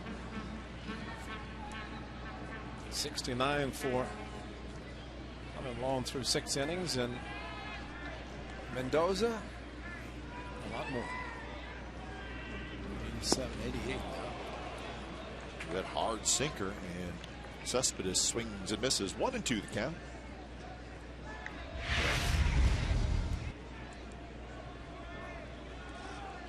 Well, the movement, there's no doubt that's a pitch that's helping Mendoza, fooling Cespedes tonight.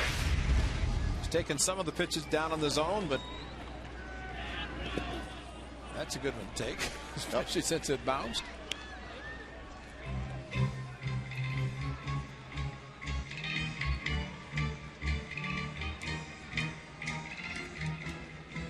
Smith will be next.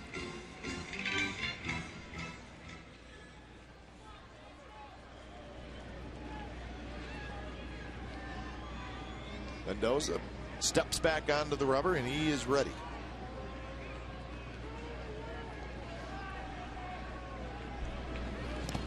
And a pitch in the dirt, and Cespedes swings and misses, so he is struck out for the second time.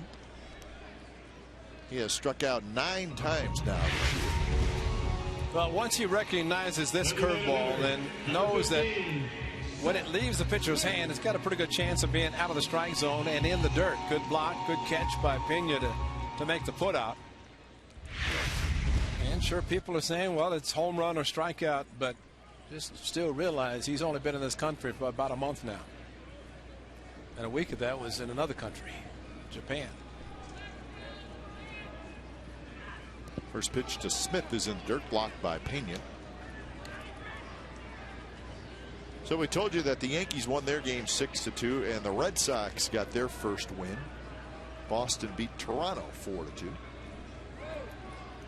Toronto had a 2-1 lead in that game going to the 9th, but the Red Sox scored 3 in the 9th. They needed that after what happened to them in Detroit yesterday. They thought they had the game against the Tigers won a couple of times, and they could not finish it off. Especially with the 2 strikes on Avila.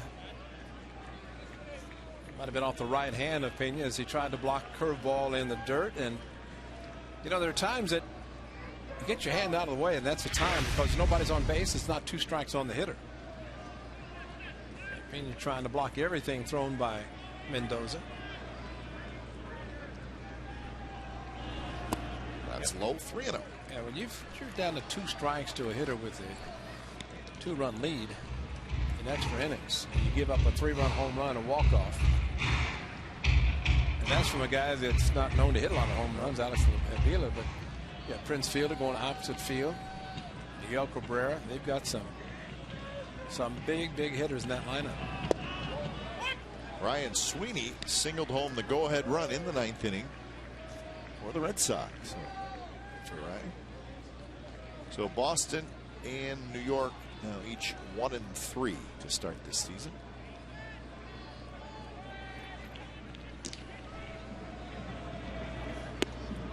Off-speed pitch is a bit high, and there's the walk to Seth Smith.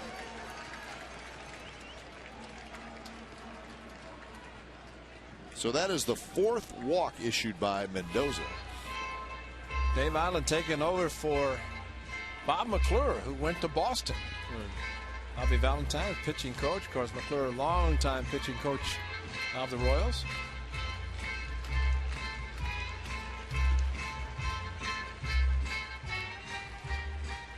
Lefty Tim Collins starts to warm up.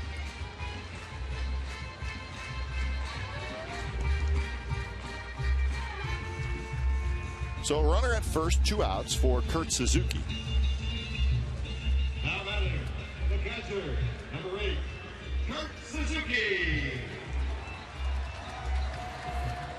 Suzuki has been on base twice tonight with the walk and the single.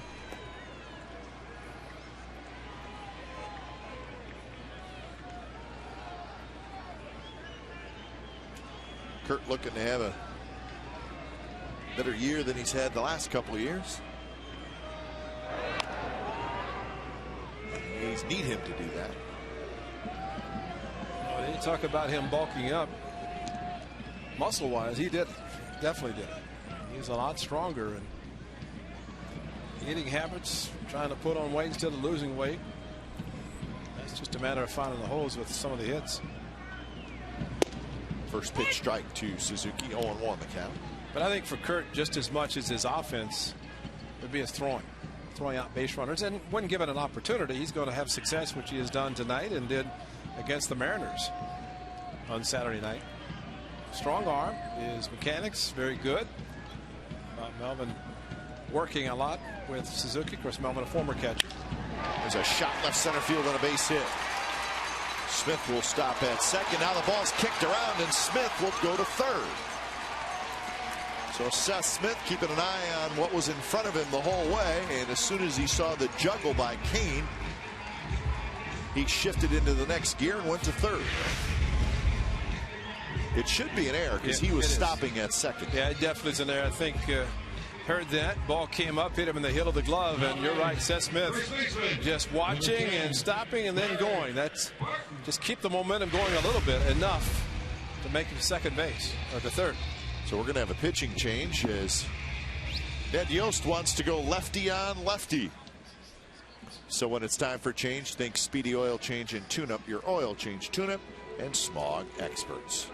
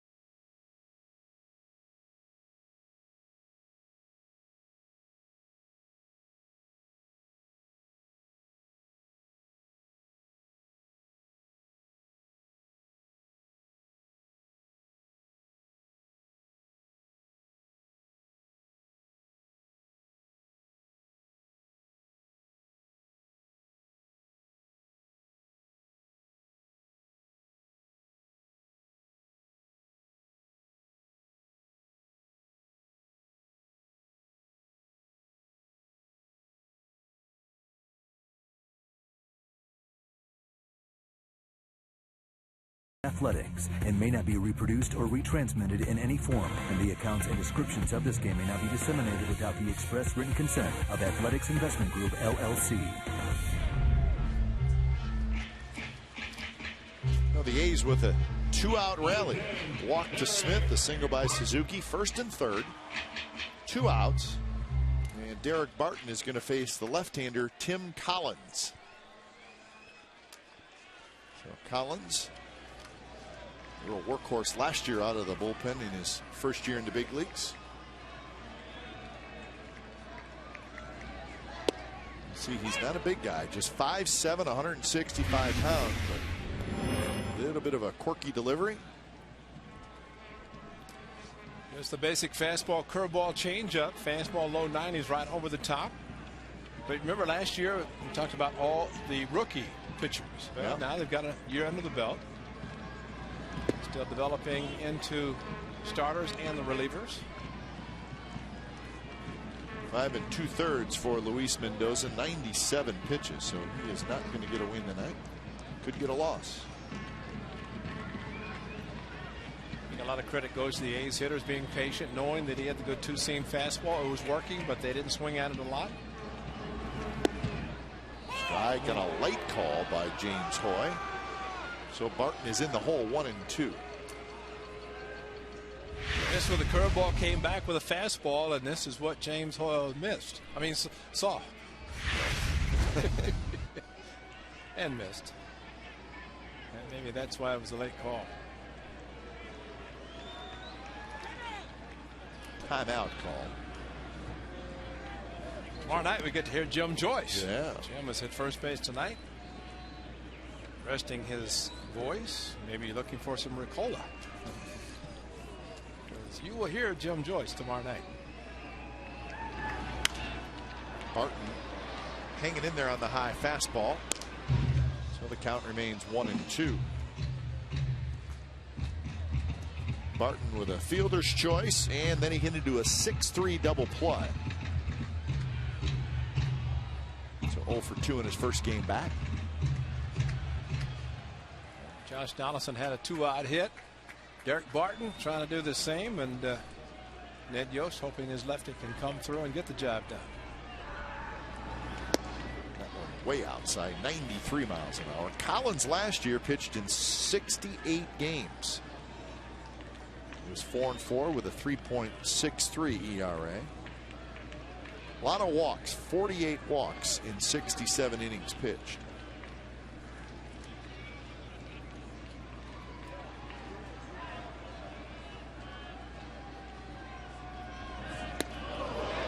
Anytime a guy gets into 60 appearances, close to 70, that's a workhorse out of the bullpen. Well, he's putting himself in a position now to come in and try to get a lefty.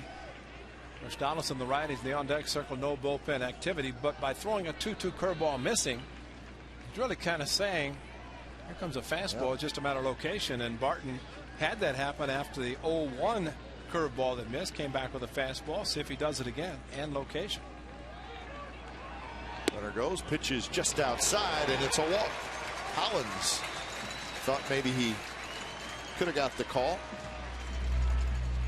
Now that's why the 2-2 pitch is very critical. Unless you're going to back up a 2-2 with a 3-2, same type of breaking pitch, you're really kind of telling everybody what you're going to do by messing with that critical pitch.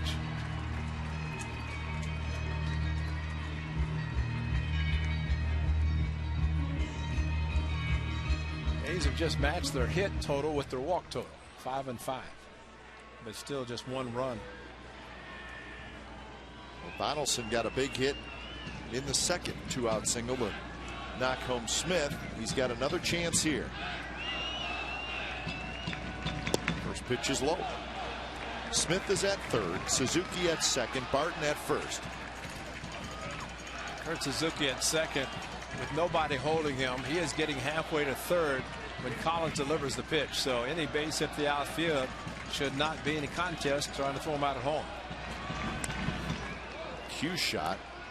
That one 85 miles an hour, so maybe a change up.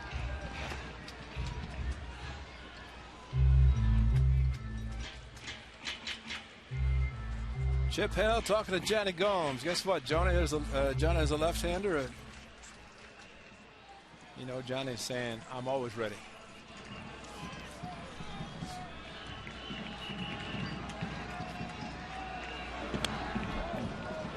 Another changeup, and that one was up around the eyes. Here's that home run over in San Francisco. He hit two, and neither one was a cheaper. Here comes the other one. A very good day. Johnny Gomes going deep. Right-handers beating up on the right-handers. 1-2 pitch, breaking ball fouled right at the plate.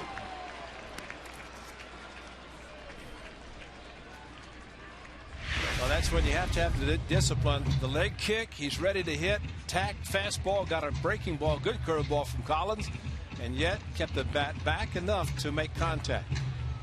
That's the important thing.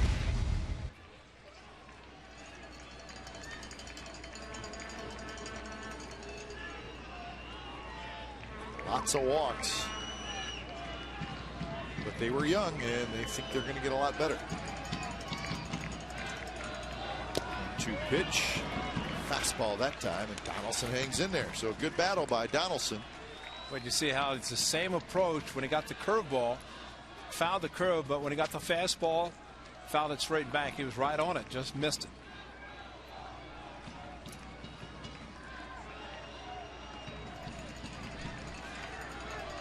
So again, the 1-2 with the bases loaded. Curveball swing and a miss. So Collins saved his best breaking ball for last, and he gets Donaldson. The A's leave the bases loaded.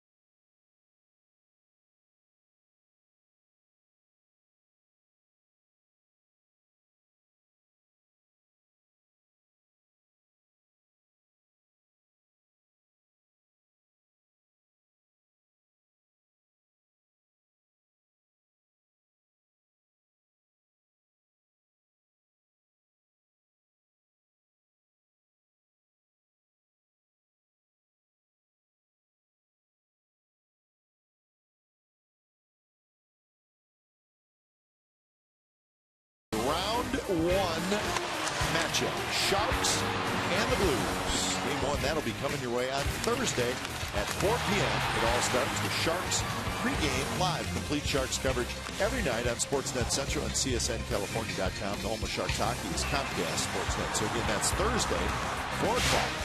And that is the rest of the schedule. So game one on Thursday, then game two Saturday, and then it'll go Monday, Thursday. For games 3 and 4. Those are the two games that'll be in San Jose. And it goes home away home for games 5, 6, and 7 if necessary. So that's the round one playoff schedule for the Sharks and the St. Louis Blues. But again, it starts on Thursday, 4 o'clock in St. Louis. So good luck to the Sharks. Absolutely. They're the 7th seed this year. That's a contact sport too, isn't it? Oh, man.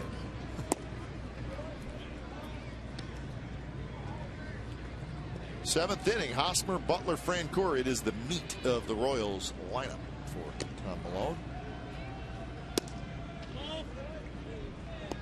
And he has been rolling. In fact, Royals have not had a hit since the 3rd inning. That was the Escobar double to lead off.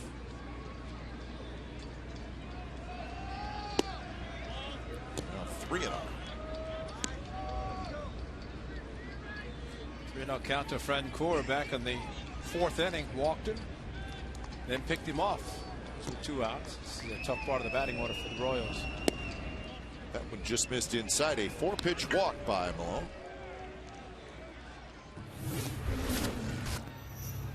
Well, defensively tonight, Josh Reddick, strong throw, getting Bourgeois at third base in the 1st inning. Great tag.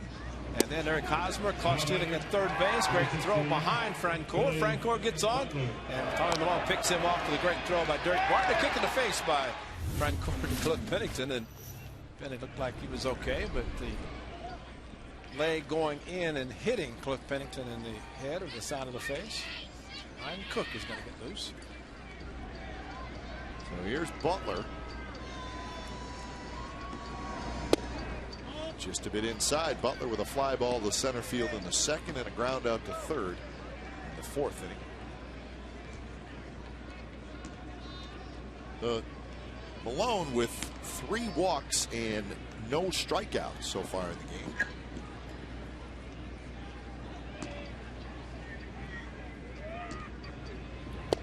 That one is a strike down around the knees. It just goes to show you, and you talked about the numbers early about Malone's minor league career. Brian Fuentes joins Ryan Cook, the two setup guys. But you get to major league level, and you might not walk a lot of guys in the minor league levels. Up here, though, you try to hit the corners. Try to do the same at the minor league level. You might get away with some. Pennington has the soft line drive off the bat of Butler. So that's out number 1. And I think you might find yourself getting away with a few more pitches at the minor league level. You get up here and you make a mistake, and something serious can happen. So Fran Coor steps in to hit.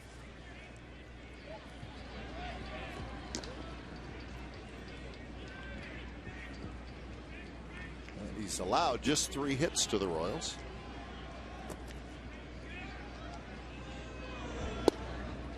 And that one missed somewhere. I don't know where. It looked like a good pitch on the inside corner.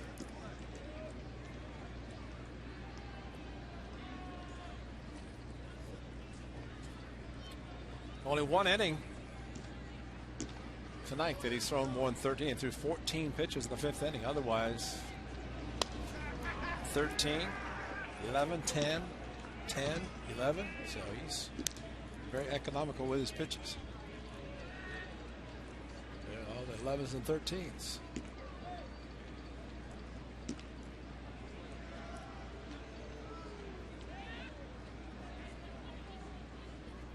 Betancourt is the on-deck hitter.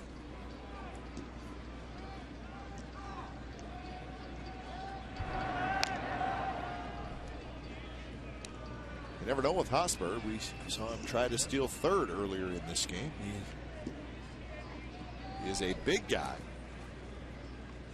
but he runs extremely well.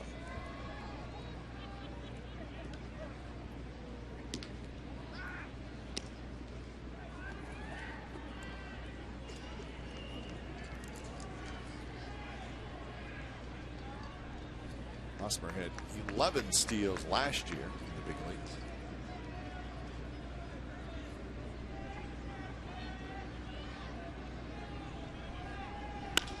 Francoeur. Reddick got a good jump. He's over there in the right center, and that's out number 2. So Malone, after the leadoff walk, has got the next 2 hitters. Now batting, number 11. Here comes Betancourt. Might be the most dangerous time of the night for Tommy Malone because of this one guy right here and the aggressiveness that he brings to the plate every time, and the concern because he's had success against the A's. It's the 12th fly ball out, the one Francoeur hit. Jesus, swung the first pitch. And it was a ball. And if you put Miguel Olivo and Yuniesky Betancourt on the same team, back to back. Keep your pitch count down. Yeah, I mean, just hope when they make contact, it's at somebody.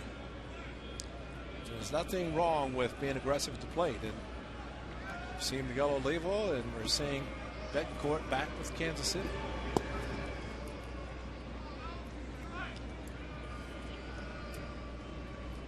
So both Cook in the bullpen and Fuentes, and they've been down there for a while now, so they are ready if needed.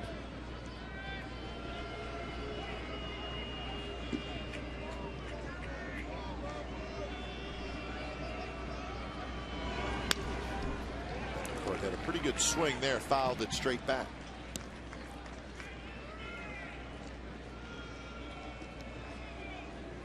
So 1-2. See a couple of pitches up in the bullpen. You have to be thinking it's batter to batter maybe for the pitcher on the mound. In the case of Malone, the starter, still pitch counts only at 82. Very good night for the left-hander if he can just finish off Betancourt. Fastball is high, so 2-2 the count. There's a switch hitter, Pena, in the on-deck circle.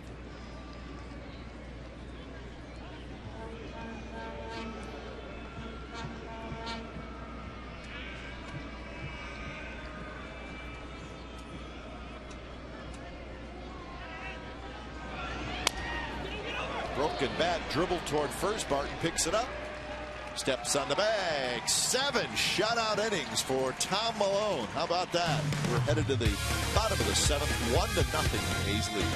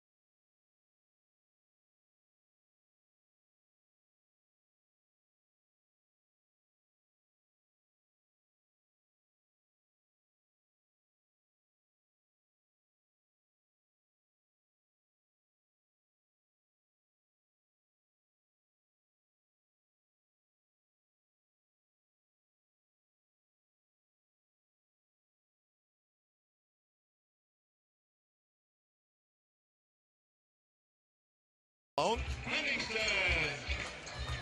see if he heads back out there. Wait on that, but he's got a 1-0 lead.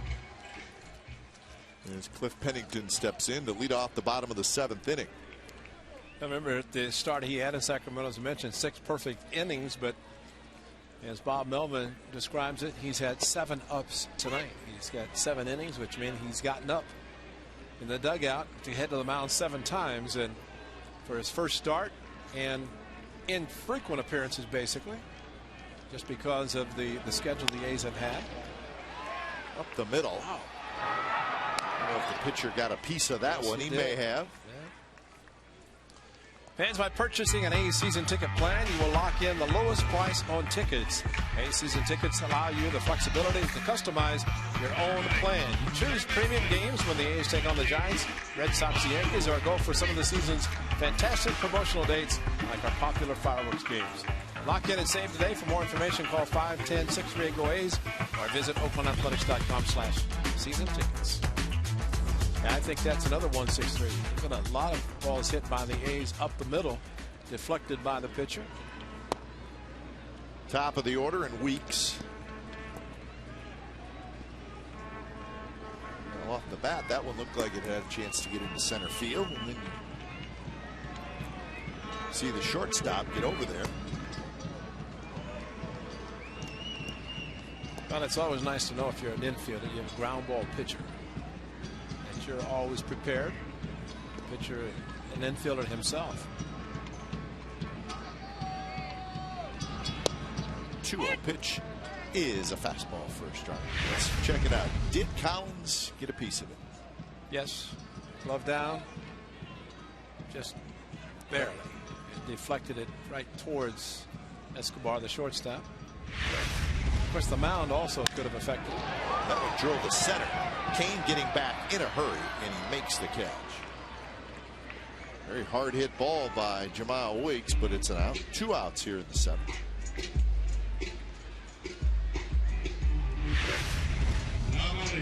Maybe just a little bit towards the end of the bat, but it sounded great. Results were okay as far as the distance, but Kane could play some center field.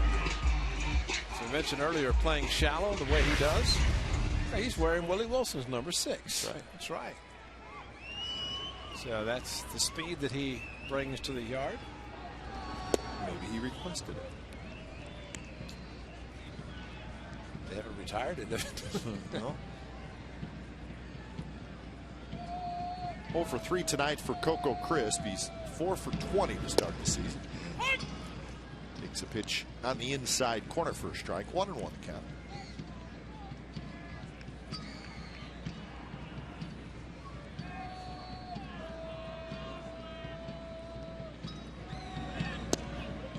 Breaking ball called a strike on the outside corner.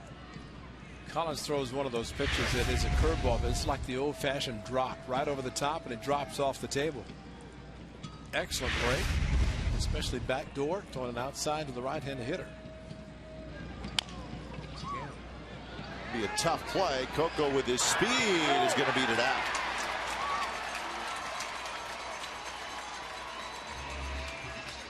Looks like another breaking ball, and this time Coco just chopped at it, and he's got a hit.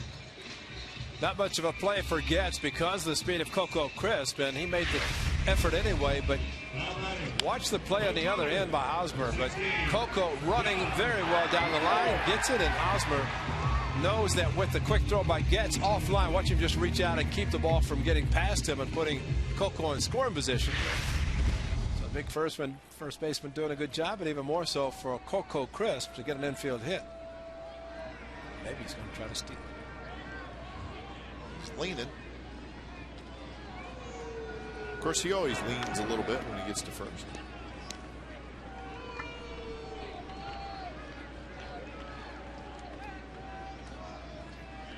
Coco has not attempted a steal just yet.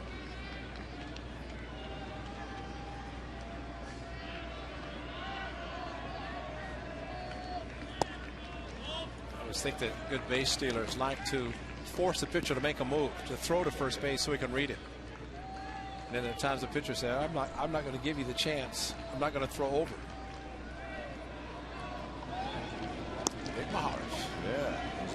Close. Another pitch outside, 2-0.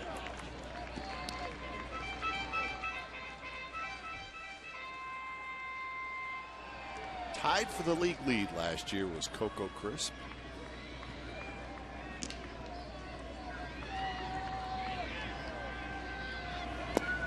And we've said it many times, if you can get Coco to stays healthy and plays 140, 45 games, he will steal 50 bases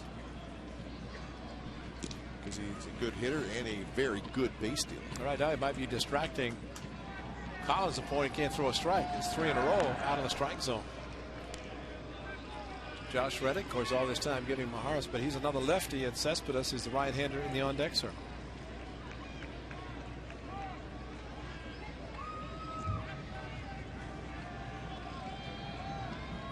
(3-0) to Reddick. Coco runs on 3-0. The pitch is a strike. The throw is a bit late, and Coco Crisp has his first steal of 2012. So now Reddick has a chance to knock him in. Pretty good pitch to throw by Pena, but the high leg kick by Collins. Coco going on first move.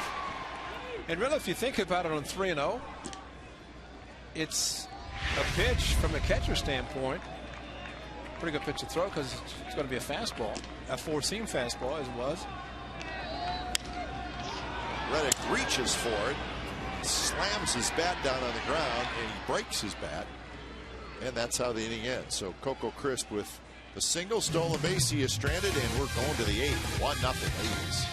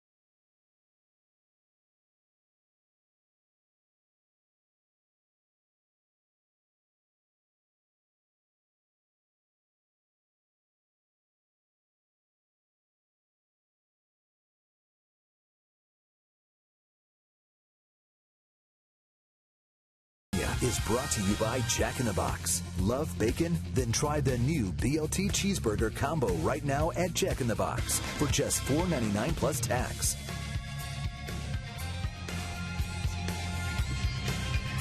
Good ball game tonight. 1-0. A's leading the Royals.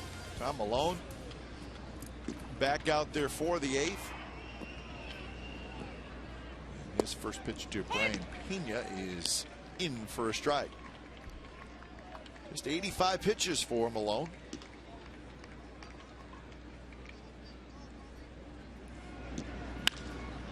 That one poked toward left, but Coco got a good jump and he makes the catch. So 1 out here in the 8th inning. If you listen to Mike, that was going to be a base hit, huh? Well, you said if you listen to Mike. Now batting, number 2, Alcides. So here's Alcides Escobar. You know, Coco, give him a lot of credit moving from center field where he played exceptionally well to left field, but still getting good jumps on balls hit to left field. And That looked like a ball. That was off the end of the bat, in my opinion. Might be a base hit, but Coco's jumped because he went on the first move, did not break back forward, and made a nice running play. 1-0 to Escobar, who has a double and a pop out to short. Angels won their game today 5-1 in Minnesota. That was the Twins home opener, and it did not go well. Angels won 5-1. C.J. Wilson, his first start for the Angels, and he got the win. He went 7 innings, gave up just 1 run. The only run for the Twins was a Josh Willingham home run. The Twins, after just a full disaster last year, have started this season 0-4.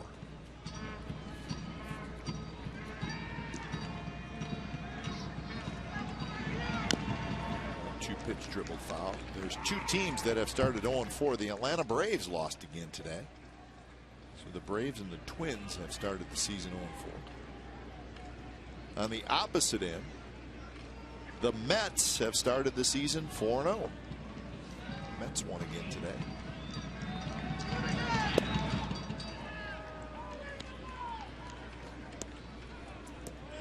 See, it was the Red Sox, the Yankees, the Giants, and the Braves. Started 0-3. Huh?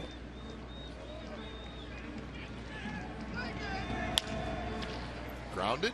Weeks charges. He's got it. 2 outs.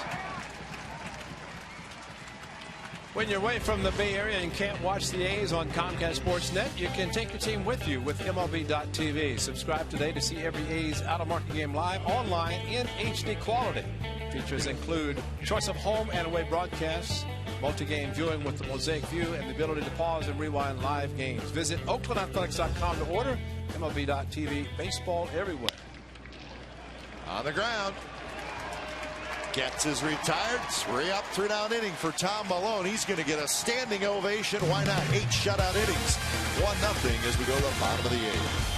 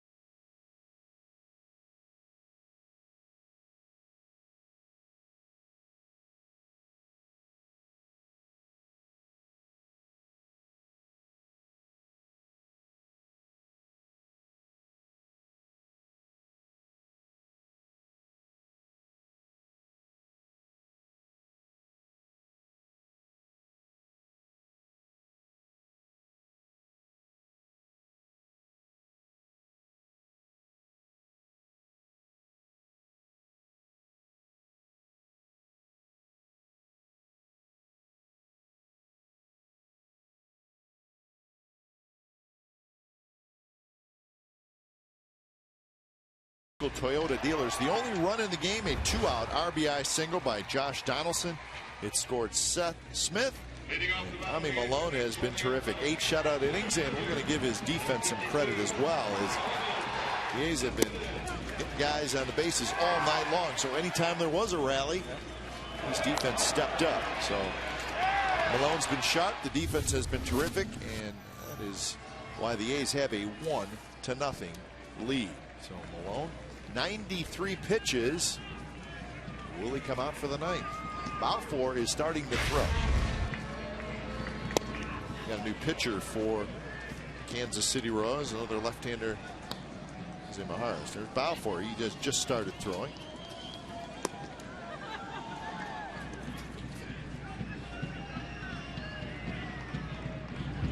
Cespedes takes inside to count 1-1. So when it's time for change, think Speedy Oil Change and Tune-Up, your oil change tune-up and smog experts. There is the lefty Maharis. Joey Devine just announced he's got an elbow surgery tomorrow. Dr. Andrews. Joey saw him here at the opener. He said he's going to go down and see Dr. Andrews. So it's too bad. Joey's gone through a lot. A couple of years removed from Tommy John, and so back into the elbow.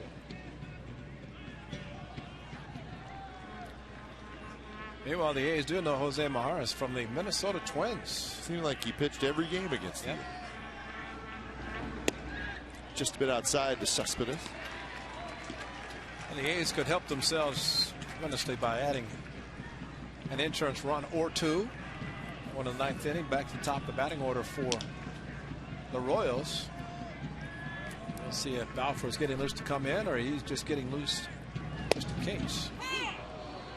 Very good pitch there by Maharis, right on the outside corner.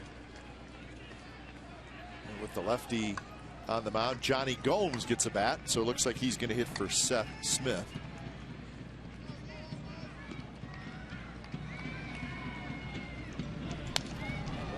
That one out over the plate. Cespedes fouled it straight back. I think tonight, and watching the Royals, Brian Pena call the game, a lot of off-speed pitches, regardless who's pitching, Mendoza, Collins, or Maharis. And even on 3-2, he's already seen one off-speed pitch. Will he see another one? That one bounced toward the hole at short. Escobar guns it across, and they just get the very fast Yoenis Cespedes. Man, can he run. Well, wow. you put him on the left side, that's a base hit. No That's the difference of being from the right side. Your attention, please. Ladies and gentlemen, for the Athletics. And you hesitate at all as an infielder. Number 31, Johnny Gomes. He actually looking to the left to see who's going to catch it, if he's going to catch it cleanly.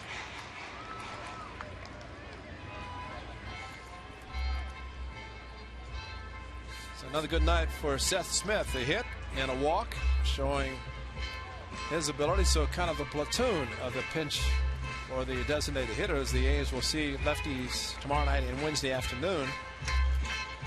And probably see Johnny Gomes in there.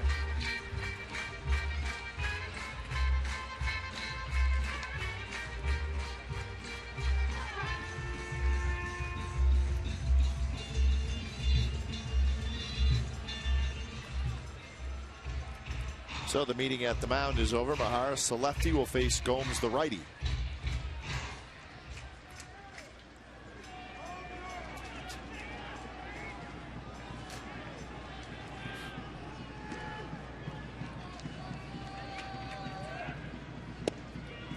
Strike called on the outside corner. In the 9th inning, it will be the top of the order for the Kansas City Royals.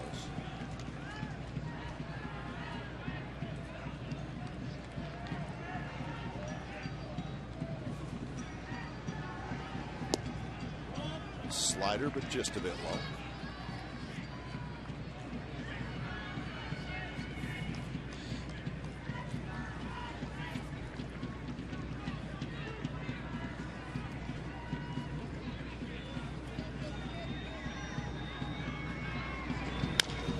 Gomes chops one, and it's just foul. Johnny Gomes got a new shipment of shoes in today, and of course with the familiar 707 in the area code. Just wonder if his pant legs are so long you can't see it. It's on the back of the shoe. Fill them up, Johnny. Patty Bloom is proud of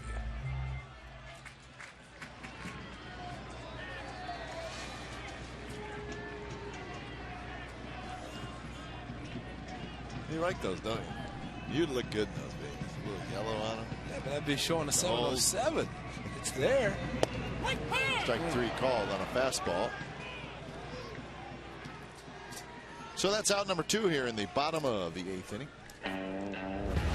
A's fans, come to the Coliseum Sunday, April the 22nd, when the A's play the Indians. 7,500 kids will receive an A's mini license plate driven by Chevrolet. Let your kids show they're the #1 A's fans on the block. For more information and tickets, go to oaklandathletics.com/tickets.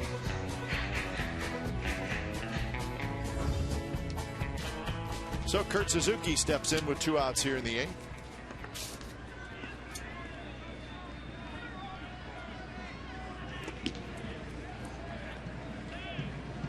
Balfour loose and ready to go in the A's bullpen. Tommy Malone still in the dugout. Have we seen anybody shake his hand yet?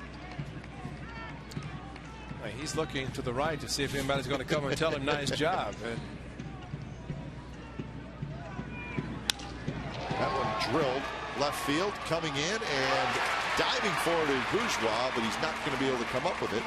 And Kurt Suzuki's 3 for 3 with a walk. So nice ball game for Kurt. You know you're having a nice night when a ball like this drops in, because Bourgeois, like the center fielder Kane, playing shallow, good effort, but never really did have the ball. Did block it to keep Suzuki at first, but good effort, and Suzuki able to come up with the base hit. And a perfect night for him. Not only hitting, but catching a shutout to this point. So Derek Barton will hit off the lefty Maharis. First pitch to Barton is a fastball high. Fielder's choice. Double play ground out and a walk for Barton in his 3 plate appearances.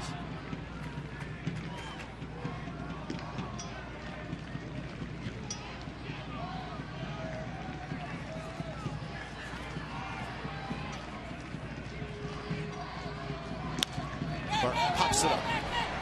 Behind home plate, Pena coming back, and he's got just enough room. And he surprised himself, it looked like. But he made the catch, not a bad play. So, 9th inning coming up. Who's it going to be, Malone or Balfour?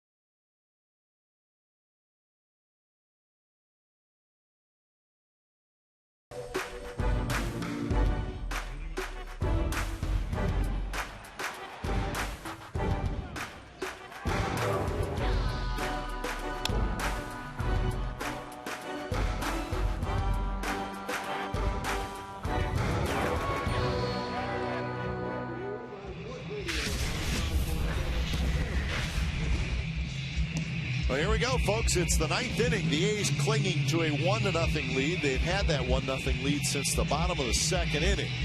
Now that music should tell you who is in the game. Your attention, please. It's the closer, Grant Balfour. So Balfour is going to try to get the save for Tom Malone.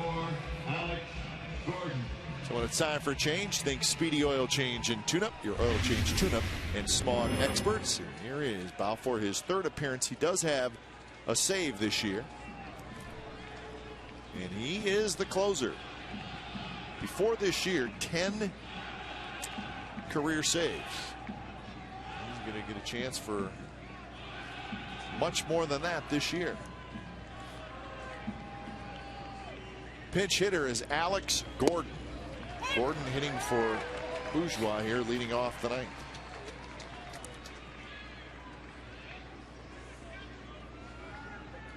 Slow start for Alex Gordon, 0 for 13.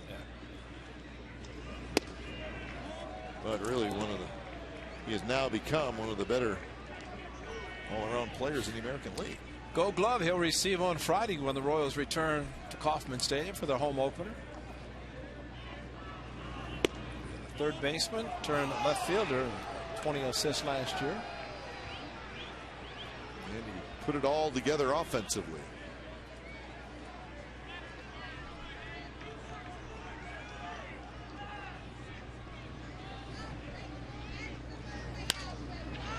Up foul territory. Donaldson over a just Lorenzo Cain will be next, and then Eric Hosmer. Looks like there is a pinch hitter out there for Cain. Mitch Meyer. And there is Meyer. And then Hosmer will hit third in this inning.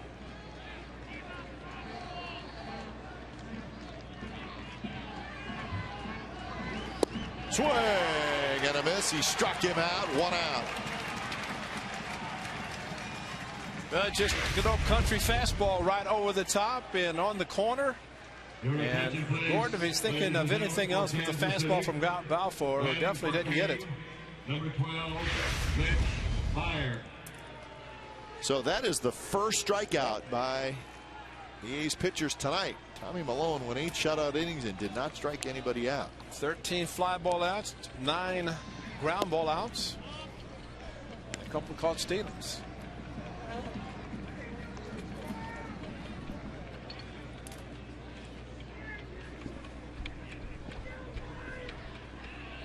One 1-0 to Meyer.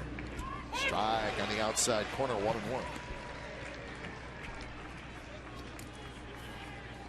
Second pitcher in Oakland history to throw 8 or more shutout innings in his A's debut. The first, Mike Norris, our good friend, who more than likely watching the game tonight.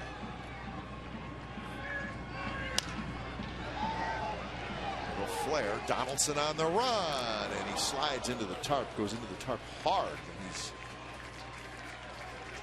going to be okay as he bounces back up. 1-2 the count. Josh knows the foul territory here at the Coliseum is quite large, and he knows also the tarp is there, and it's that tarp. We'll hope it stays there tomorrow. Oh man, ain't that the truth? Bad weather is predicted for the next couple days. David, seats available. See you at it tomorrow night. Very close. Called the ball by James Hoy. 2-2.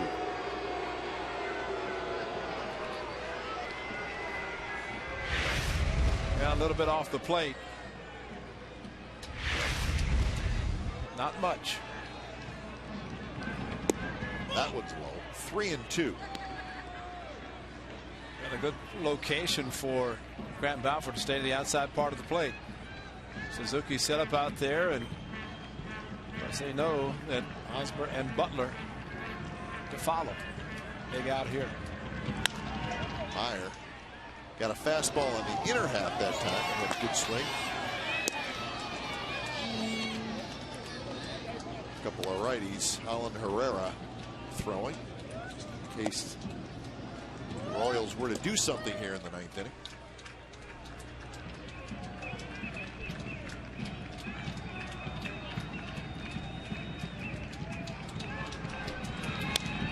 Popped up, and this one again is going to reach the seats.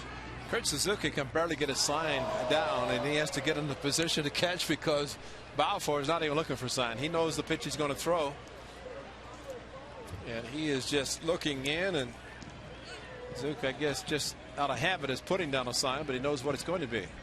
That's the guy they'd like to face with 1 or 2 outs and nobody on base. Eric Hosmer. Leave Billy Butler in the dugout.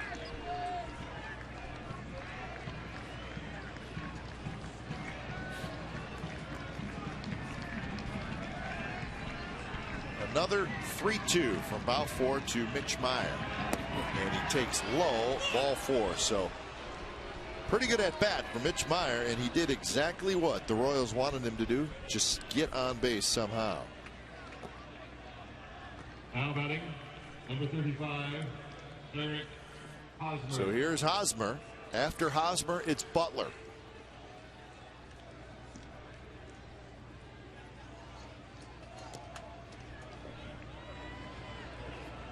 Hosmer has walked a couple times tonight and grounded out.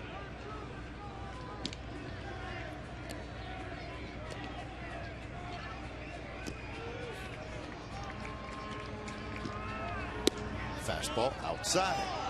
So this is that point in the game, Ray, you talk about it all the time, about if a home run can really hurt you, then you keep the ball away. Yeah. And you see that a lot in the ninth inning. But this is a guy who can go the other way. So you really have to be careful with your pitches wherever you place them. And we've also seen where a pitcher tries to overthrow a ball and you look for the outside and it goes to the inside part of the plate. San Francisco last year won Ran Balfour. I think it was our good friend Mr. Sherholtz who put the one into the right field bleachers. A mistake because he didn't want it in there, but that's where it ended up. So he's aggressive, and again, Kurt Suzuki set up outside. And again, it's outside off the plate. 2-0 to Hosmer.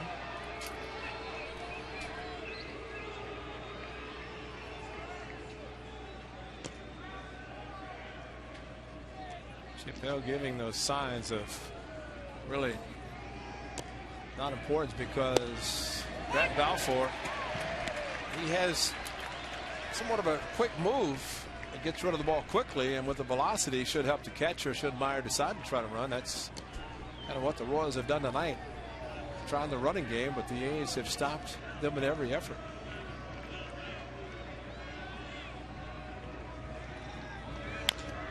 Slowly hit. Barton charges, and he'll get the out at first. So Balfour gets the very tough Hosmer. But it does move the runner up to get the tying run in scoring position. 2 outs for Billy Butler. Now batting, A dangerous man, there's no doubt, in Billy Butler, because as powerful as he is, I mean, Malone's hoping to find a way to get him out, which he did 3 times. Fly ball to center, ground out to third, and a line drive to short, or somewhat of a line drive. Always a dangerous hitter.